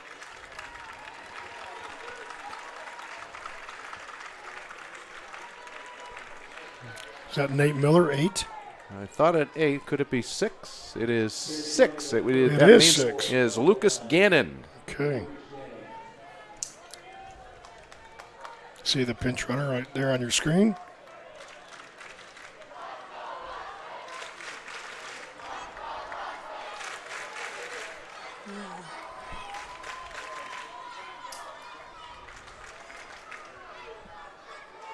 Jennings at short, Funkhauser at second.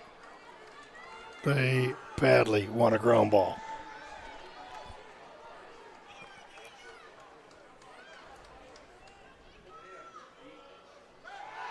There are those quick feet.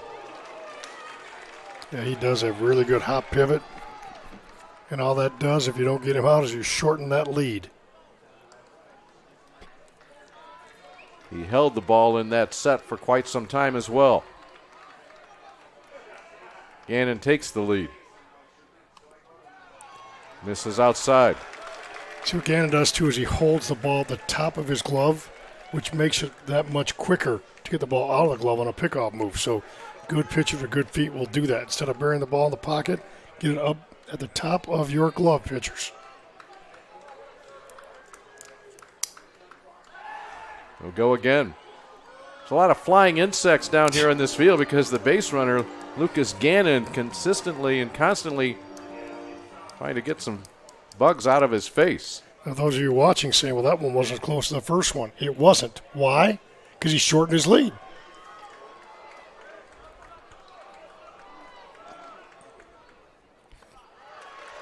Boy, that Hubner got a glove on that one, man. You know, pitchers are taught, too, to when a base runner's moving his feet, that's when you want to throw over. In this case, when he's swatting the flies, swatting the bug, throw over. Get him in mid-swat. There it is. Okay, there's another one. Right there. 2 balls and a strike. 4A championship game from Joliet. It's been a good one. Edwardsville bidding for its 4th state title and second one in the last 3 years. Bicey looking for the hole, and he will find it. The ball kicks into left field, however, slipping around the bag at second is Gannon, but the Mustangs have runners at first and second. Ball in play, big hole on the left side. Shortstop Jennings in and over towards second, double play position. Left the hole in the 5-6 spot. And with eyes, Bicey got it right through that hole. Now we're seeing another pinch runner. This will be Joseph Rojas to run for Bicey. No waiting till later innings for Andy Lerner. He knows he's got to put the heat on right now.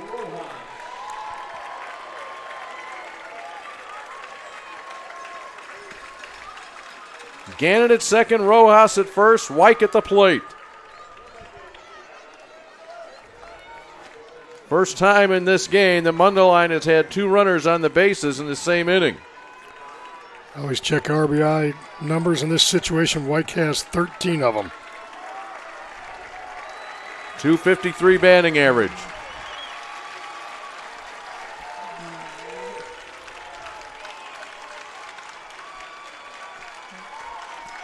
Wyke asked for time. You see that deep breath he took. Outstanding calming effect for athletes to utilize. Pitch to the senior. It's left up high. Nobody in the Edwardsville bullpen.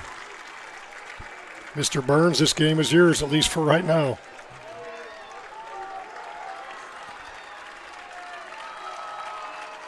One gone in the 5th inning. Mundelein chasing 2. It's 2-0. You taking here? Am I taking here? I'm telling my hitter, you got a green light, but only if it's a fastball. Not just a fastball, but where you would like it. Not there. 3 balls and no strikes.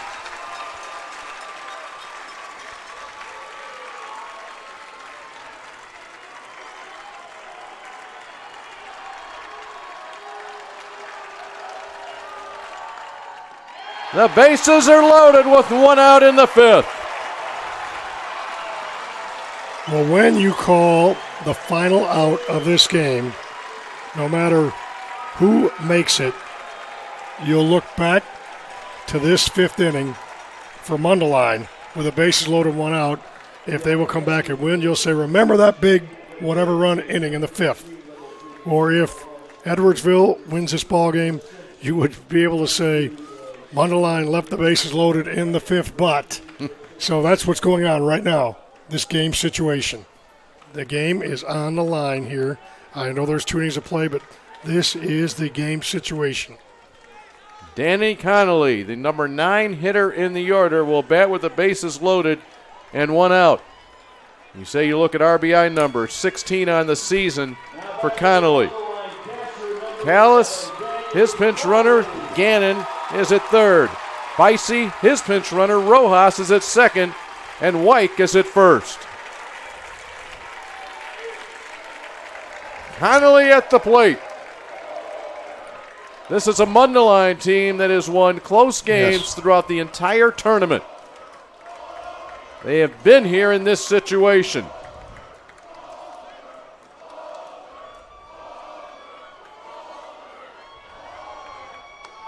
That nearly hit Connolly.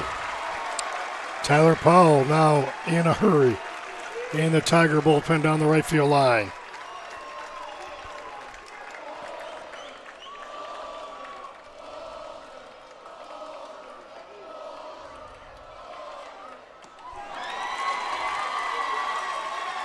Breaking ball gets Connolly to chase. I like Connolly's bodily reaction, though.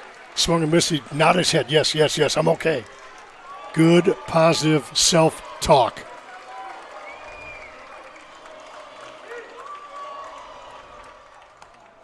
He looks at strike two right there in the inside corner.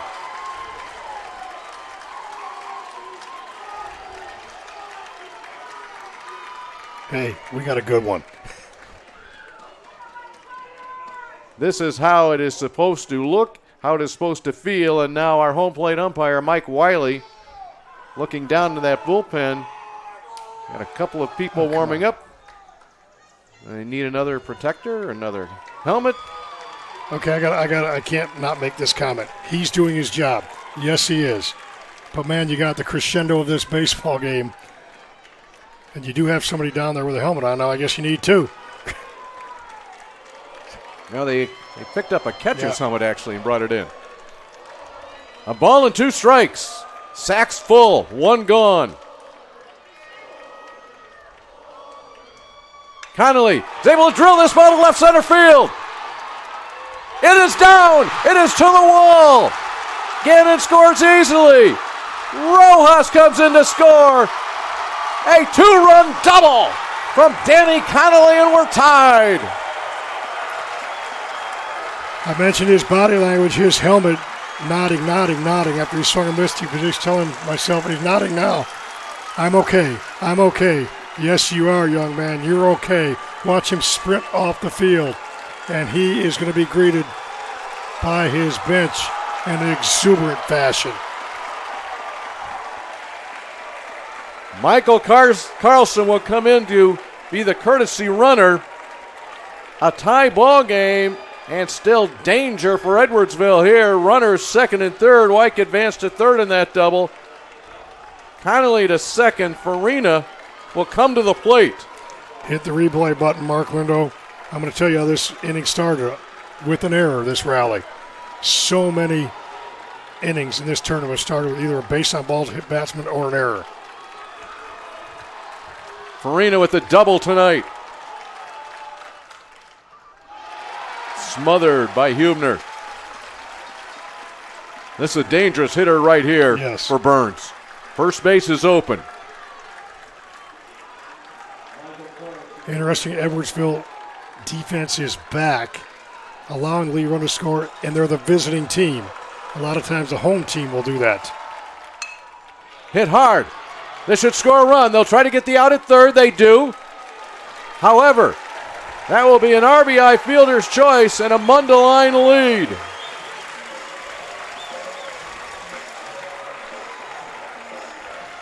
Connor White scores to give them the lead. Base running mistake. Second and third takes a runner out of scoring position. Really good play by Jennings, seeing that play develop in front of him to get the lead out at third. I don't think Jennings would have gotten Farina across point, the infield. Good point. Farina's not going to waste any time, is he? Slow roller. Stearns will come hard. He'll throw on a run. And that will finish out the inning, but what an inning it was for Mundelein. The Mustangs take the lead. The big blow. A 2-run double from Danny Connolly to tie fielder's choice for the lead. We go to the 6th. It's Mundelein 3, Edwardsville 2 in the 4A title game in Joliet. What rhymes with great? Participate. Where does greatness start? Here, in the classroom. On the stage. In the pool. On the field. Where will your greatness take you? To better grades. To more friends. Yeah! Be great. Participate!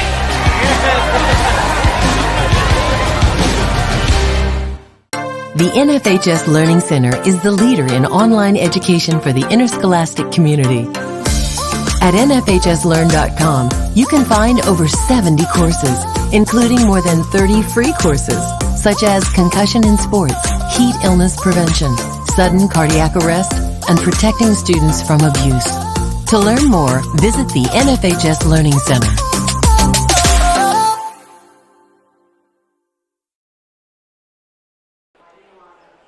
Today's game is also available for all subscribers via the NFHS Network Live mobile app for Apple and Android devices. Download the app from the Apple App Store or Google Play Store today to start watching live games wherever you are. There was a conversation between the head coach Randy Lerner, the home plate umpire Mike Wiley, the lineup cards out, and I am guessing I don't think there's anything fancier than re-entering both Callis at first. And actually, Bicey will be re-entered when he comes back around as a designated hitter. Now Tim Funkhauser will compare a lineup card with Wiley. Make sure everything is squared away. What a fifth inning we had. A 2-out, 2-run homer from Adam Powell to give Edwardsville the 2-0 lead. And then 3 runs in the bottom of the fifth, with the key blow being a 2-run double from Danny Connolly out of the 9th spot in the order. Top of the 6th will begin with Jacoby Roberson going up against Caden Morton.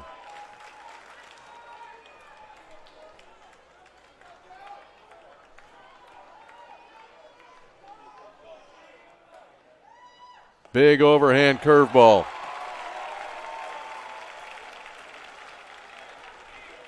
Roberson tonight, a walk and a strikeout.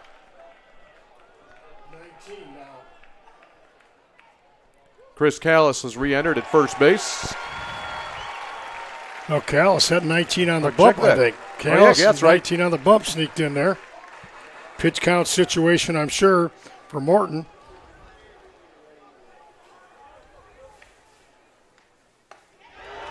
Called strike 3. Roberson goes down on strikes.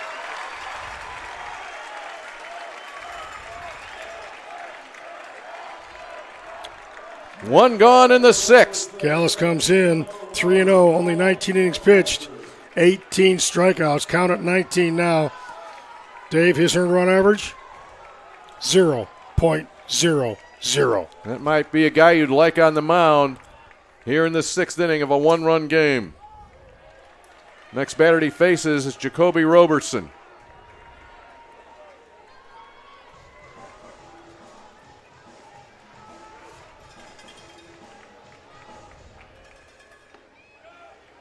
A little bit low. His Funkhauser up now. 1 out.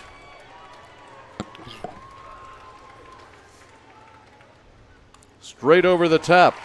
Moving into play first base is Shane O'Malley. Taking Callis' spot there. So Roberson with a punch out. Goes to Funkhauser now to set the table. This 2-1 count.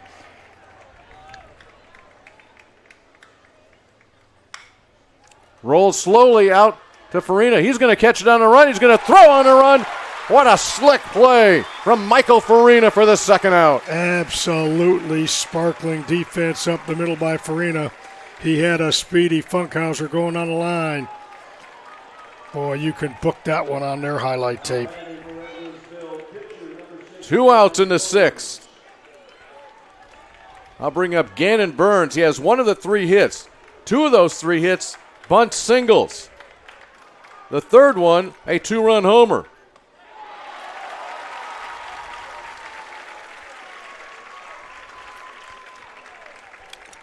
Cal, 6'3", 205-pound junior, coming in, pounding his zone. 6'3" with that straight overhand delivery. You talk about angles. That's a pretty good angle for a pitcher to have. Yep, 12-6 breaking ball.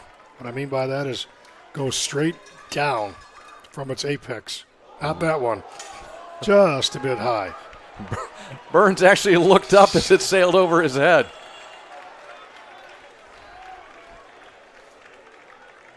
Callis, as you said, 19 innings pitched this year. That's not a lot of innings, and here you are in the final 2 innings of the state championship game. Yeah, your job is to get out, get the last 6 outs of a game. Now he's down to 4. Count them.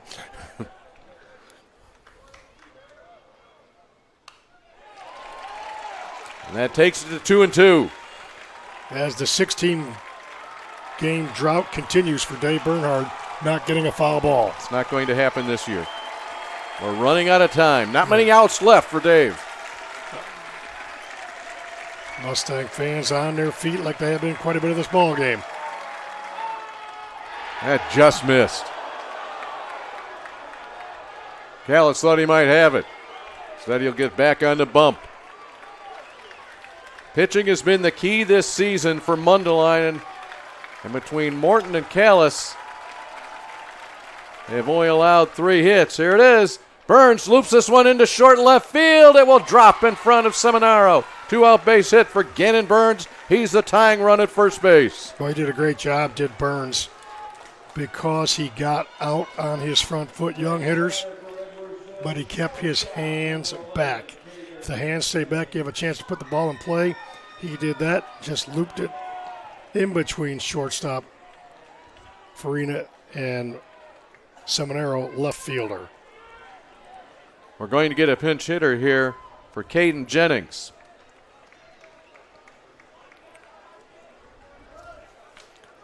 Looks to be Andrew Hendrickson.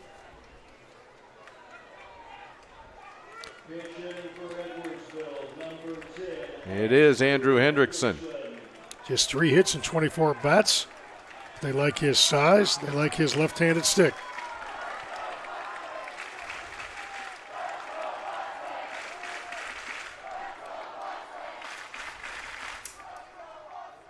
That nearly gets away again. Well, when you look at those numbers, just 3 for 24, you're thinking Tim Funkhauser knows something here. You don't win 700-some games in a state championship without that. 8 trips to the Final Four, and once again, a running lead, a stolen base. So the scouting report has reached Edwardsville High School. And again, in full respect, Danny Conley had no chance. Not a chance to throw him out. I was surprised he even threw. Yeah. And I've talked about this through the last couple weekends. First off, I'm a proponent of pitch out, which has gone by the wayside. But I'm a big proponent of the long hold in a running situation, as well as a step off. You don't need to throw it away either. Just break. Because right now, Edwardsville's stealing on timing. They're just going. That's the tying run at second base. 2-0 count, the number 9 here, Caden Jennings. Callis delivers. 3 balls and no strikes. Waiting on deck is the dangerous Grant Hubner.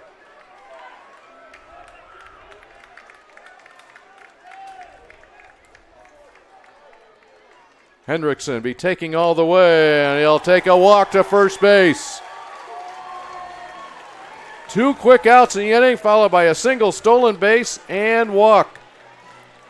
It should re-enter here, right? Interesting to see what they do substitution-wise. Yep, they will send Jennings back out to run. Good move. So here's Grant Hubner. Deep fly ball in the right field corner for an out. A walk. He walked again, stole 2 bases, and scored in front of Adam Powell's 2-run homer. 414 hitter. 38 runs batted in. Tying run at second in the top of the 6th inning.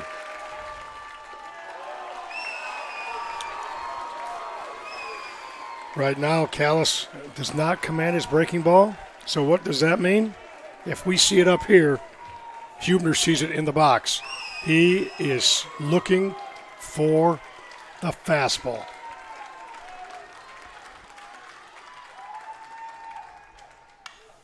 In the air. Who wants it? Seminaro, the left fielder, will make the catch right in front of Drew Wellington. And Mundelein gets out of it. Edwardsville strands runners at first and second. Mundelein will come to the plate in the bottom of the 6th inning, battling with the lead for the first time tonight.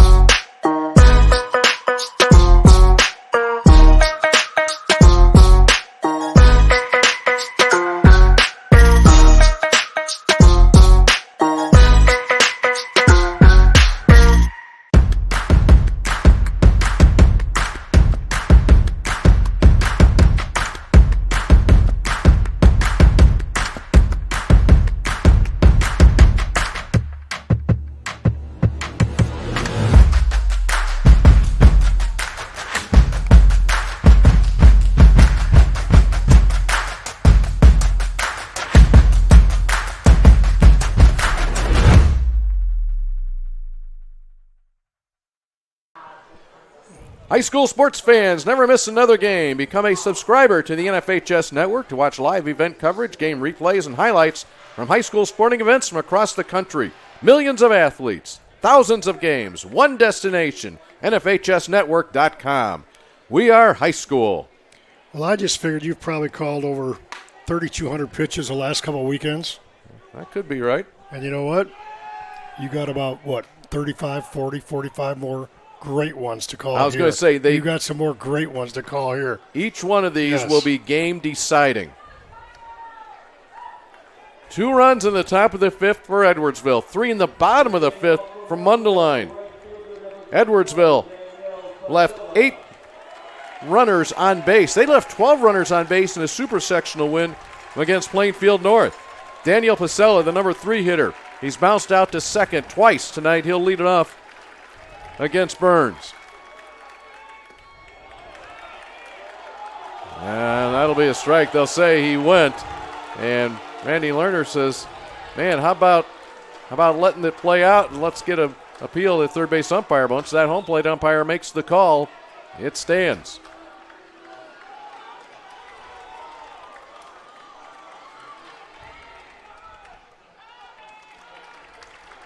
Out even at a ball and a strike. Right fielder, Trotto, very deep. Center fielder, Hardy, shaded towards right. Left fielder, Roberson, straight up. Marcello, look at strike 2. Pretty patient about right now for Pasella. Neither pitch to his liking, so he hasn't gone chasing. See if he can find one that he does like. You like that one? And he goes down swinging. The strikeout opens up the 6th.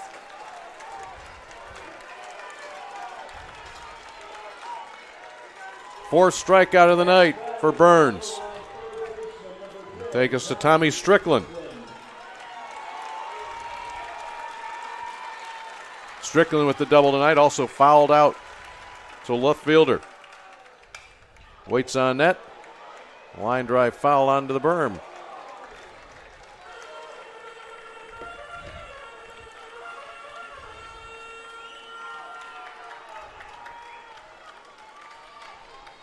No activity in either bullpen.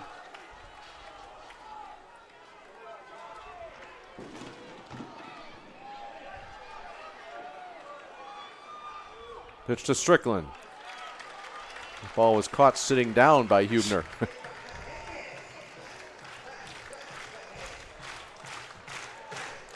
Looking ahead, it will be 2-3-4 for Edwardsville in their order in the top of the 7th inning.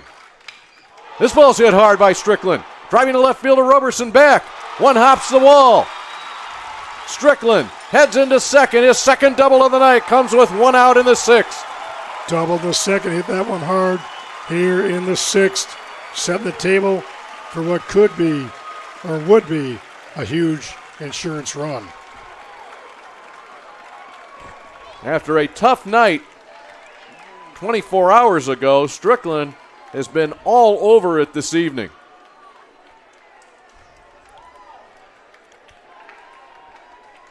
We may get a runner here for Strickland.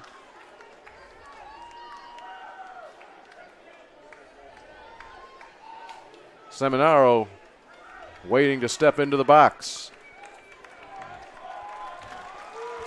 Once again, Michael Carlson. This will be a substitution for Carlson. He's been a courtesy runner earlier in this game.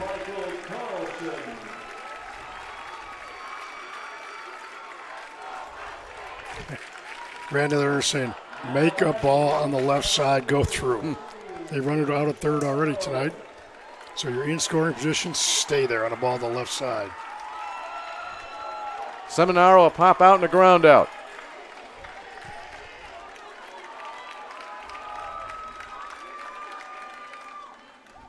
Waves at that one well out of the strike zone.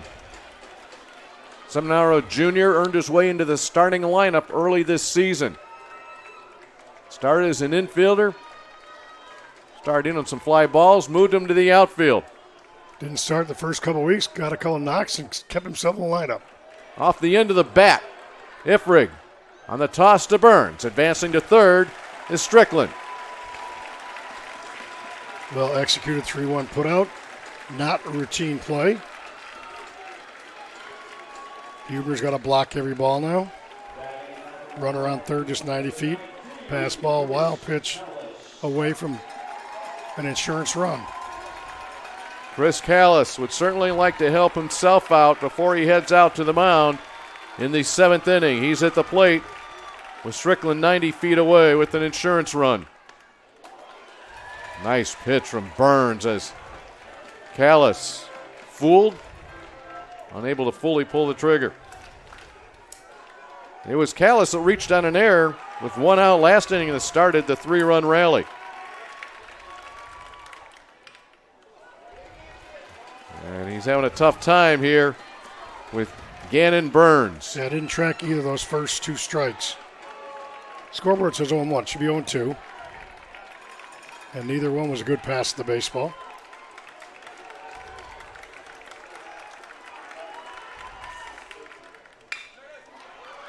Rolling it out to short. Jennings approaches, fires across. Strickland stranded at third. Here it is. We'll go to the 7th. Mundelein 3 outs away from its first state baseball championship in school history. Edwardsville needs a run, at least a run, to keep this thing going. 3-2, Mundelein. We go to the 7th.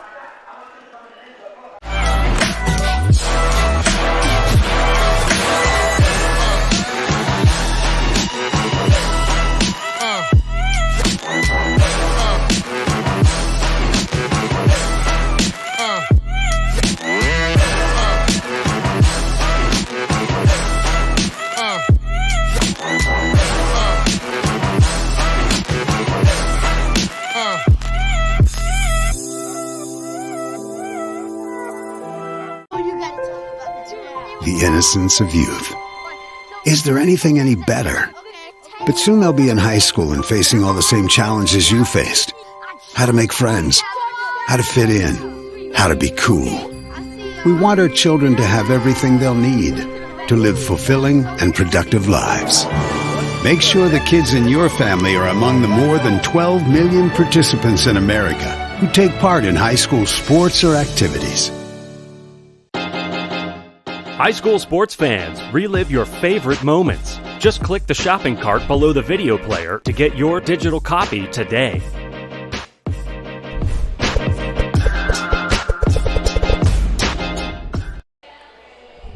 Prior to last night's big win over McHenry, Mundelein got here by 1-run wins in the regional championship, both sectional games and the super sectional, each time winning the game in its final at bat. Now, Edwardsville had an easier time. However, this year, the Tigers had 4 walk-off wins. This would not be a walk-off, but point being, each of these teams that's been in this situation before, each of these teams has produced. Battle tested. This was and has been everything that we had hoped it would be for a 4A state championship game. We got more drama to come. Number 2 in the lineup, Spencer Stearns to lead it off. Big hitter here. He's going to send the first pitch to center field. Drives Drew Wellington back. This one is over his head up against the wall. Stearns, a stand-up double to start the 7th. Stearns put a charge in that ball for a double to the wall. Wellington ran it, but just couldn't corral it. Couldn't finish the deal on what would have been a sensational catch. It wasn't, and the Tigers got a little bit of roar in them.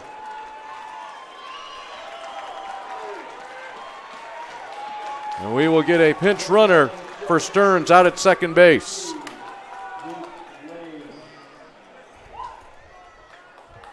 Luke Range running at second base. Nobody out in the 7th. That is the tying run. Number 3 hitter Riley Ifrig comes to the plate. A walk, 2 strikeouts, both looking.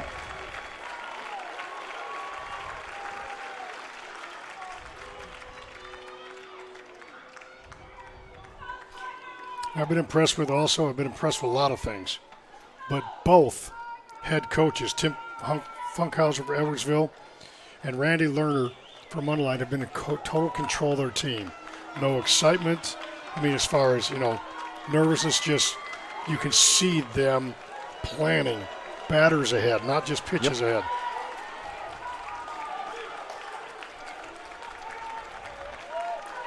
First baseman O'Malley playing up with a cut. I don't think it's a bunt here. He's got to give himself some room against his left-handed hitter. Third baseman as well, Strickland in on the cut, angled towards second base. I don't see this as a bunt situation at all. Not in the middle of your lineup. 3-4-5 here at Ifrig. He's got a huge gap between the center fielder and the left fielder. You can see it right there.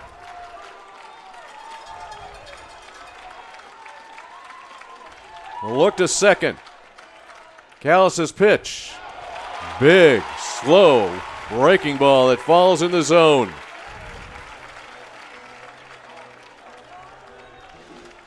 Leadoff double by Stearns. Puts his pinch runner Luke Range at second base. That's the tying run.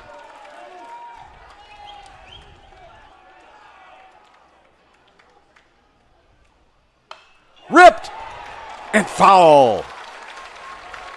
Boy, how quiet did this park get before that pitch? And you could see Ifrig, he really, really, really wanted a ball in the inner part that he could turn on with the first baseman playing forward. Now O'Malley goes way back, takes away quite a bit of that hole.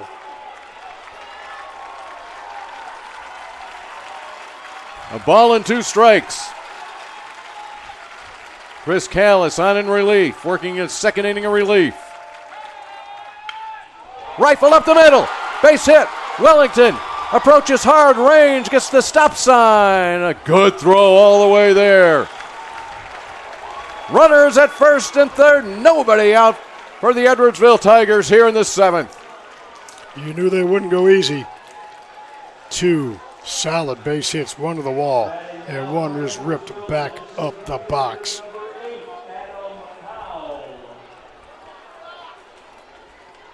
The drama will build during this timeout.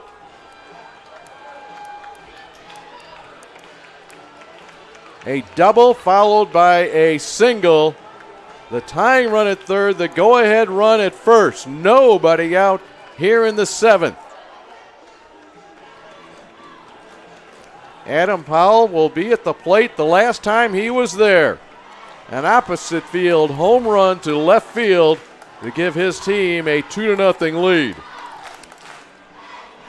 I had a fortunate opportunity to be an analyst in some state championship games, and I hate using cliches, but I'm going to use one here. These are 2 great teams. I was thinking that last inning, 2 teams that absolutely deserve to be in this championship game and playing like it. Callis was removed from the game as a pitcher. He will go back to first base. And we have a new pitcher, the third of the night for Mundelein. Going to be Cody Yakimski, a sophomore. at 5'10". Take a look at his numbers in a minute after I write his name on my lineup card.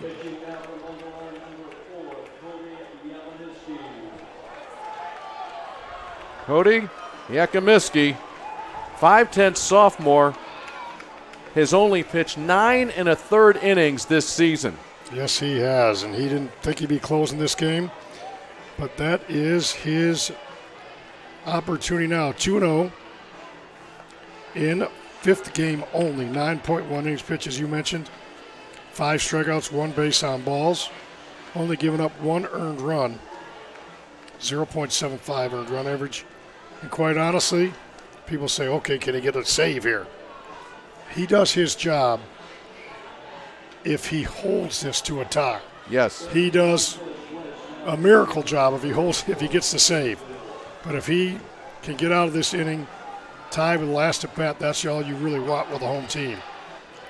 Here's where the pitch count rule, along with the weather this weekend, comes into play. Ryan Garrity, the ace of the Mundelein staff, unable to pitch this weekend. So you're digging deeper into your pitching staff. But on the other side, Edwardsville, they played on Monday. So they got that extra day of rest. Their pitching staff definitely well rested and ready to go. But here we go. Adam Powell at the plate. Nobody out. Runners first and third. The tying run in the form of Luke Range at third. Riley Ifrig at first. What did Adam Powell do his last time up, Dave Bernhardt? 2-run homer. Oh, my goodness. He got a chance to be a little bit of a hero, doesn't he? Hitting out of the cleanup spot. Shortstop Michael Farina pointed to his left fielder. Tommy Strickland said, back up. This is where that guy hit it last time. First pitch from Yakimiski, fouled off. Middle infield playing back for the reason I just described. They'll take a double play, give up the tie run, knowing that they're the home team. How important that coin flip on Thursday night at the team picnic becomes here. A coin flip determining home team. Pitch to Powell. See, Yakimiski has that sidearm delivery.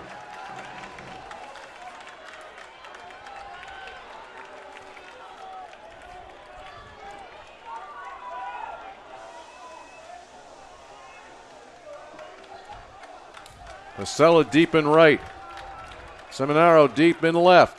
Pitch to Powell. Pulls this one deep, foul, well out of play. Every pitch has been a blast to call, to be involved in. There's no one sitting in the stands. What do I mean by that? They're all standing in the stands. Nobody out. 1-2 to Powell. There goes the runner. They do not throw through. Stolen base, Ifrig. And now the go-ahead run in scoring position with nobody out. The double play is taken out of play, so the infield will come in. The runner at third, pinch runner Luke Range. Big lead at second for Ifrig. He knows how far he can get. You can see him right there behind the shortstop, Farina. The pitch to Powell. Base hit up the middle. This will at least tie the game. Runner held at third. It's 3-3. RBI single, Adam Powell. Hero of the game so far offensively. Being held at third base was actually a pinch runner, Montrez West, in for Ifrig. West perched on third base for what would be the lead run. Still 0 outs on the board. And a possible steal again. They don't want to throw through here. Cole Hardy at the plate.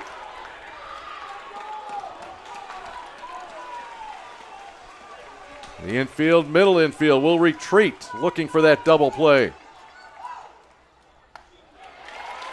Sophomore Yakimiski with the strike. It has been double, single, single. Each ball has been hit hard this inning. Edwardsville looking for its second state championship in 3 years. Yakimiski delivers. This ball is hit hard and deep to left field. Seminaro goes back. Seminaro will make the catch against the wall. A run will score, and Edwardsville will take the 4-3 lead on the deep sacrifice fly from Cole Hardy. Hardy flat out gets the job done. He drove that ball. And I'll tell you what, could be a game-type saving catch out there by Seminaro. That was an outstanding catch. A flat-out run, making the catch over his shoulder. A runner at first. Powell. They run him Montrez West. Did he leave early? We shall see. Safe. He did not. The runner at first, Powell, went down the line, so he remains at first. We have one out here in the 7th. Edwardsville with 2 runs. They go double, single, sacrifice fly. RBIs from Powell and Hardy. And now it's Jacoby Roberson. Pulls back on a bunt. Tim Funkhauser has let his team run with reckless abandon on the bases. Will they continue to put pressure on the defense with a running game? The bunt into the air, nobody can get there. Well, you have a sophomore pitcher on the mound that only came into this game pitching 9 innings. You just saw a high leg kick from the sophomore.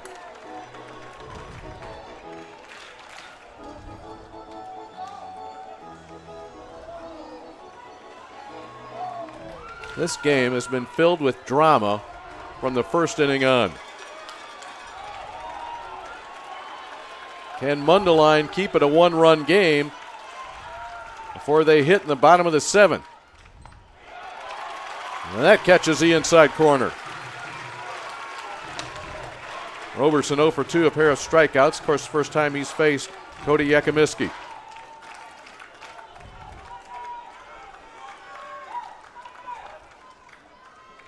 Yakimiski is not thrown over yet with Powell at first base. Short lead. There he goes. Throw from Connolly. Will bounce in. The tag applied by Farina. They'll cut down Powell. And the caught stealing. First time today.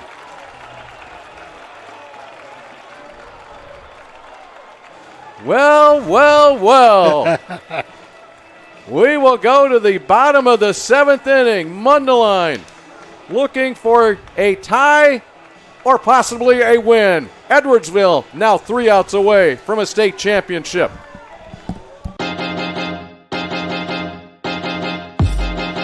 High school sports fans, relive your favorite moments. Just click the shopping cart below the video player to get your digital copy today.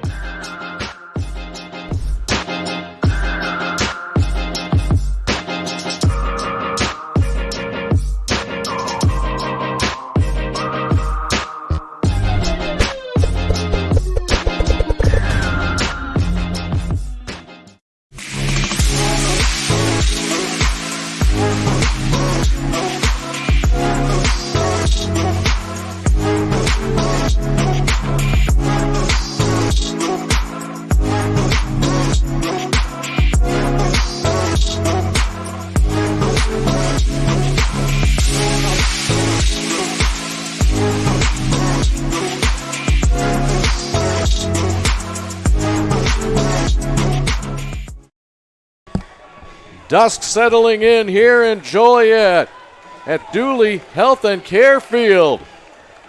Mundelein coming into this game in the state tournament, in the playoffs, have won 4 games in its last at bat.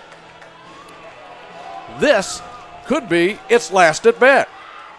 Think they know that in their dugout? They sure do. I think so. 7, 8, 9 in the order. Designated hitter Jacob Bicey to lead things off. I don't think they blink when they're behind in the late innings, especially the tournament. Gannon Burns still out there for Edwardsville.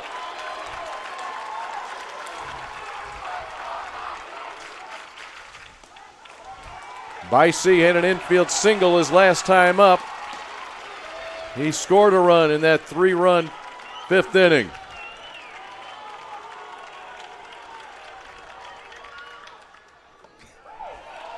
We're having fun calling this game. Fans watching in Mundelein and in Edwardsville, they're biting their nails. Oh, We're having fun, they're biting their nails. Well, if my stomach is rolling over. Pacing the floor in the living room. 2 balls and no strikes to Bicey. Still a hitter's count. Bullpen's busy.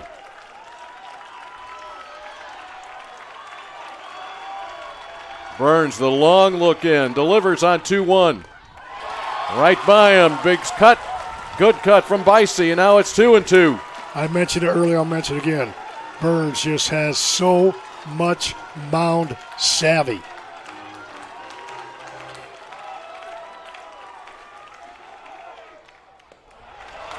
Why not a full count here on the leadoff batter in the 7th?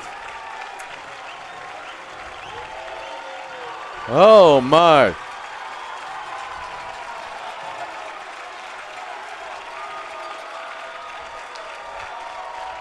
Here's the pitch from Burns.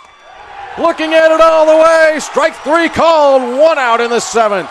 That's that savvy I talked about. 3-2, bottom of the 7th. High school, 80% fastballs. Breaking ball. Split the middle. 1 gone. Connor Wyke at the plate.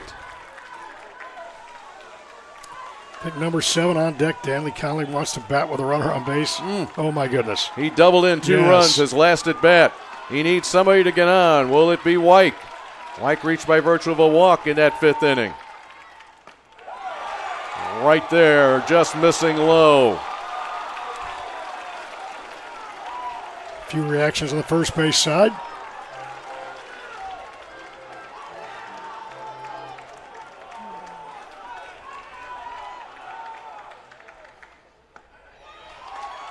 Two balls and no strikes. Number 8 hitter in the order. Got a challenge here. White knows it. It's me against you. Hit me if you can. Straight take. Poured it straight in there. That was called. Randy Lewis straight take, trying to get a base runner.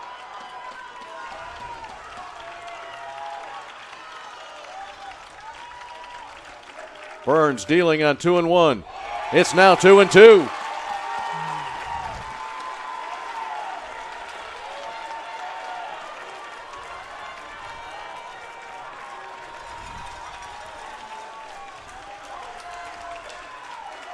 Wyke to step back in.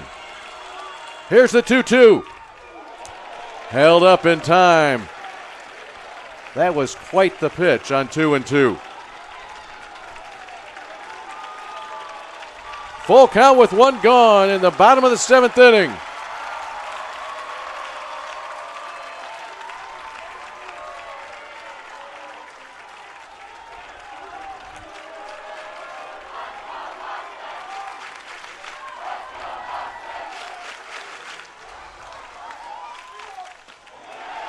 The tying run is at first base.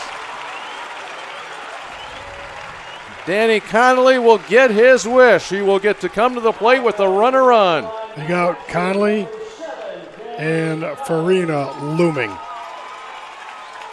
Mundelein's got to feel pretty good about that. Connolly hitting in the 9th spot, and he had that big double. And just after that walk, he strode to the plate like he meant business, like I am ready to do some damage.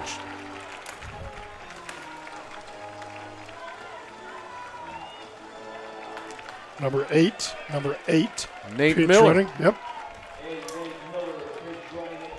Nate Miller, that pinch runner. We have seen numerous pinch runners utilized in this game. Here's Connolly. He walked prior to that double. 1 gone in the 7th. Middle infield, double play depth. I like the knockdown there. Now you refocus here against the pinch runner. You say, I know you're there. I know you mean something. You actually mean a great deal. Came quickly to home on that pitch. So varying his timing. 1 ball to Connolly. Left fielder can't get much deeper. Jacoby Robertson. No ball is going to get over his head. Right fielder deep. That's Chiroto. Pitch from Burns. It's 2-0. Farina pacing in the on-deck circle for Mundelein. I think Randy Lerner's giving him the hit sign. I saw him move his hands like in a box, which means 1 pitch, 1 zone. But I'm going to let you attack if you get that pitch. He didn't get it. Back, alert base running for Miller on a great throw from Hubner. But that was a really good take. If he did have a green light, that ball was right at what I call the 6 spot. Down, away, or middle away. He didn't like that. Wasn't his quote-unquote favorite spot. So he's looking for a ball in his zone. He let it go. Still ahead on the count.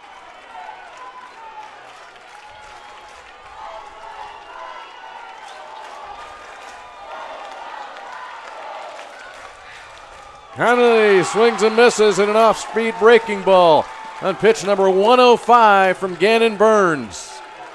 He's doing it on guts right now and savvy. And his mound presence. Very, very impressive. 2 balls, 2 strikes. 1 gone. Miller at first, the tying run. Connolly, hard to Stearns. To Funkhauser. Unable to get the turn. Funkhauser goes down, and the out will be recorded at second.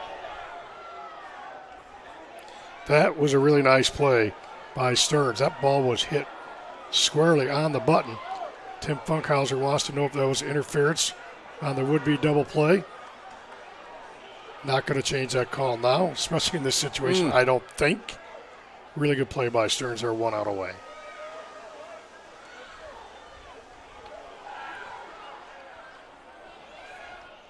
Still standing at second base is Nate Miller, and finally they say, no, you were out.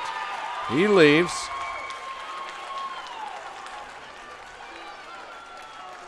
Over the runner at first for Connolly, who was safe on a fielder's choice.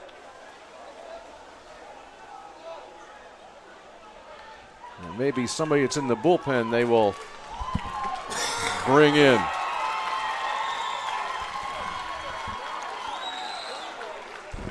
Catcher Grant Hubner turns to his crowd and says, get on your feet, make some noise.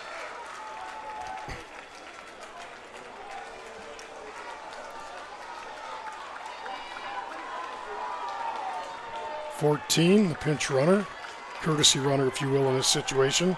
Bennett Musser.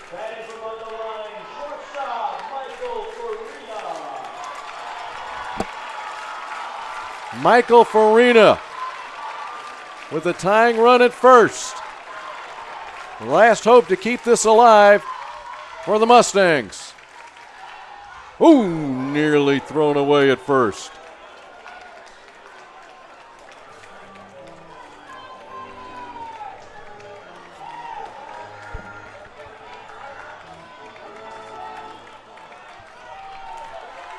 Brennan Musser running at first base. Short lead, he'll take no chances there. Here's the pitch to Farina.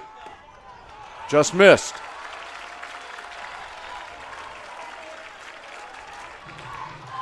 This is an important batter in more ways than one for Burns. He's coming up to his pitch limit here. If he reaches it, he'll be able to finish this at bat in a high throw. At bat, yes.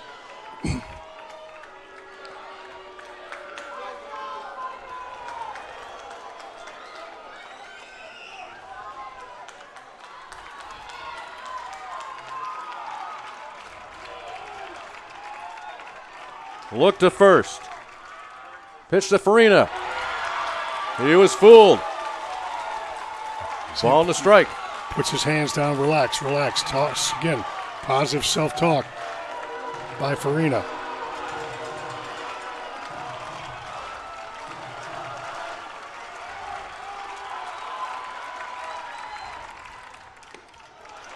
Try to stretch it a little bit. Nothing doing. 2-1 on deck if they get to him is Wellington.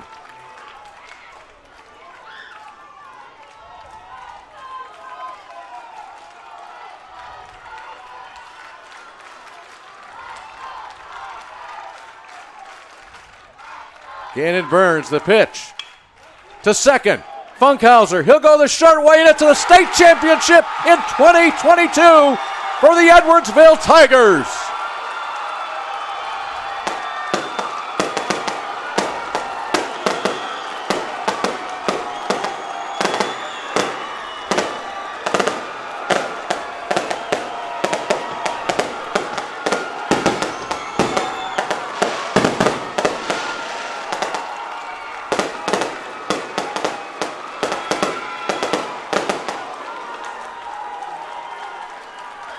For the second time in 3 years and for the fourth time in school history, Edwardsville will claim a state baseball championship in a thriller, scoring 2 runs in the top of the 7th to win it 4-3.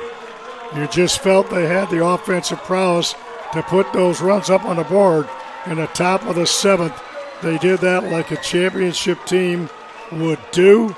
Mundelein, like the champions they are in their own right, came right back like they have the entire tournament trail, made a late run at it, but couldn't get over the deal. And I got to say this, we were talking to Dwayne Bates, representing the IHSA as an athletic director. He's talked about giving out the medals. He said one of the greatest things he's seen the last couple weekends is handing out medals, tears of joy and tears of, defeat, I guess, in this case. And that's what he's going to see with both these teams right now. 16 games in the last 2 weekends. This one an absolute classic in 4A. And it is cliche, you have 2 teams that would deserve a state championship. Both teams coming from behind tonight. But the last comeback, it came in the 7th inning. It belonged to the Edwardsville Tigers, state champs in 2022. Stick around, we will have that awards ceremony. But first, we'd like to thank you for joining us here on the NFHS Network for all of our state baseball coverage in the state finals in Peoria and in Joliet. It's been our pleasure to bring it to you. Once again, the final score, Edwardsville 4, Mundelein 3. For Mark Lindo, I'm Dave Bernhard. Thanks for joining us, everybody.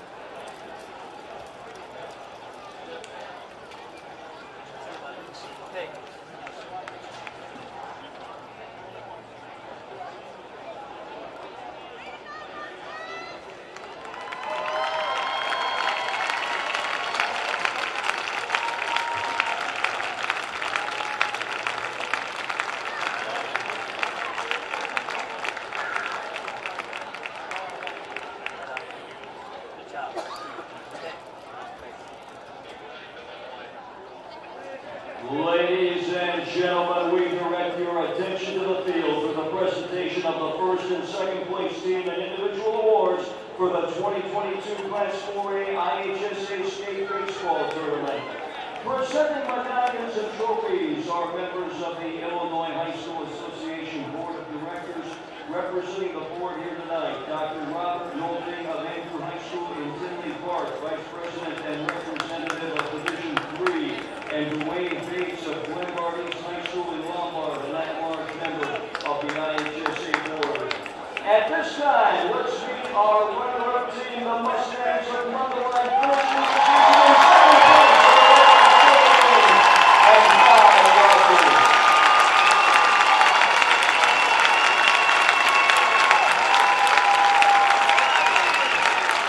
The Superintendent, Kevin Myers. The Principal, Anthony Kroll. The Athletic Director, Troy Barola. The Head Coach, Randy Lerner.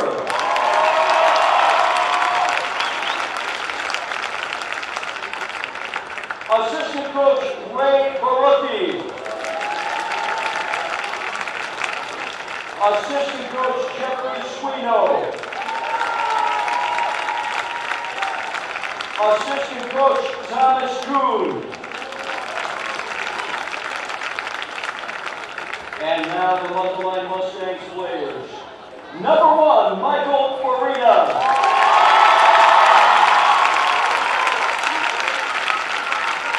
Number 2, Joseph Rojas. Number 3, Drew Wellington.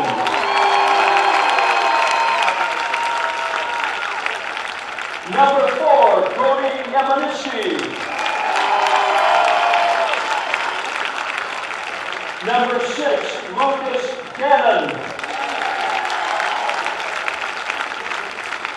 Number 7, Danny Connolly. Number 8, Nate Miller. Number 9, Connor White. Number 10, Tommy Strickland. Number 11, Johnny Quattel. Number 12, Joey LaBarbera.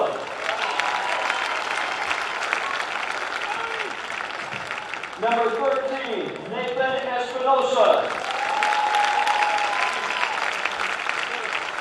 Number 14, Bennett Musser. Number 15, Michael Carlson. Number 16, Christian Seminaro.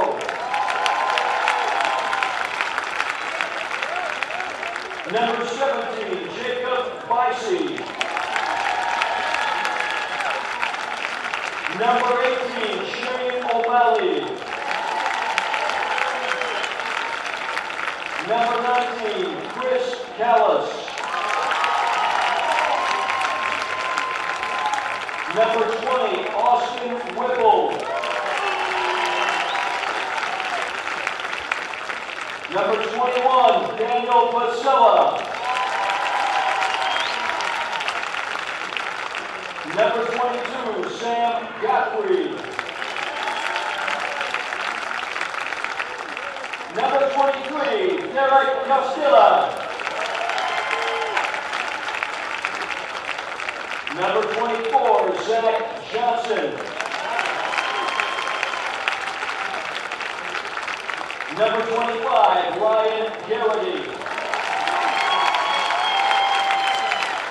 Number 26, Caden Morton. Number 27, Jackson Kenningsmith.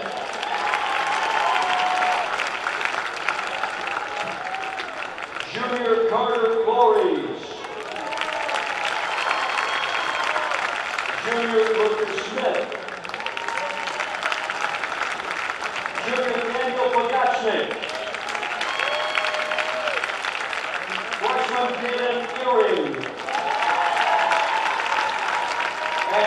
Councilman Sean Sanderson.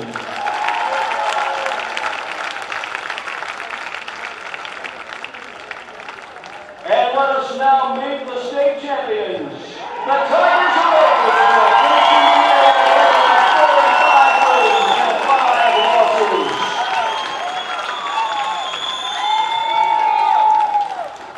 The principal, Dr. Steve Stewart.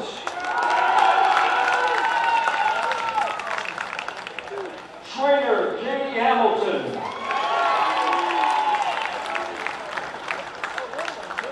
The head coach, Tim Funkhauser.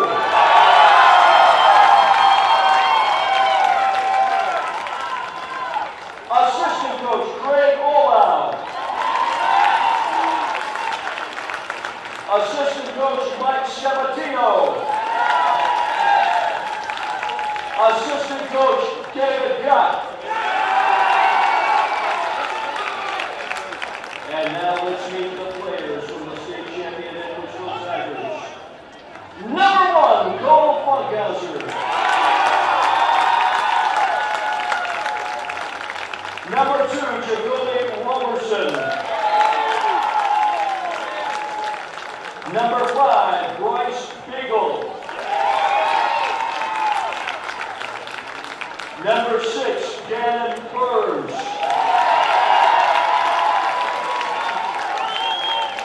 Number 7, Cole Hardy. Number 8, Adam Powell. Number 9, Jack Schmidt. Number 10, Andrew Hendrickson. Number 11, Caden Jennings. Number 12, Joel Campworth. Number 13, Montrez West.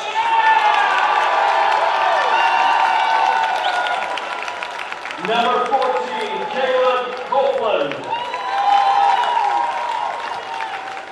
Number 17, Logan Gigas. Number 18, Luke Ray. Number 21, Jake Holder. Number 22, Riley Ifrid. Number 23, Grant Hugner. Number 25, Tyler Powell. Number 28, Spencer Stearns. Number 29, Joseph Charodo. Number 31, Lucas Hugner. Number 32, Hayden Archer. And number 35, Alec Marchetto.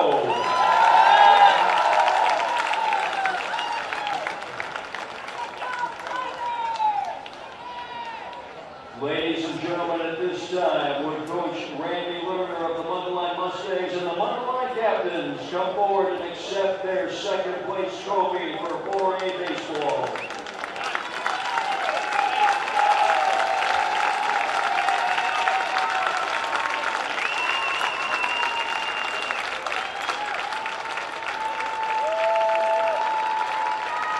And now, at this time, with Coach Tim Funkhauser. Tim Funkhauser of the Edwardsville Tigers, the state champions. Captains, come forward, please. State champions in 4A, congratulations to the Edwardsville Tigers and Coach Tim Funkhauser. Thank you all for coming this entire weekend, fans. Please remember, buckle up, fans. It's the law. When you leave Cooley Health and Care Field, please remember to use your seatbelt. The IHSA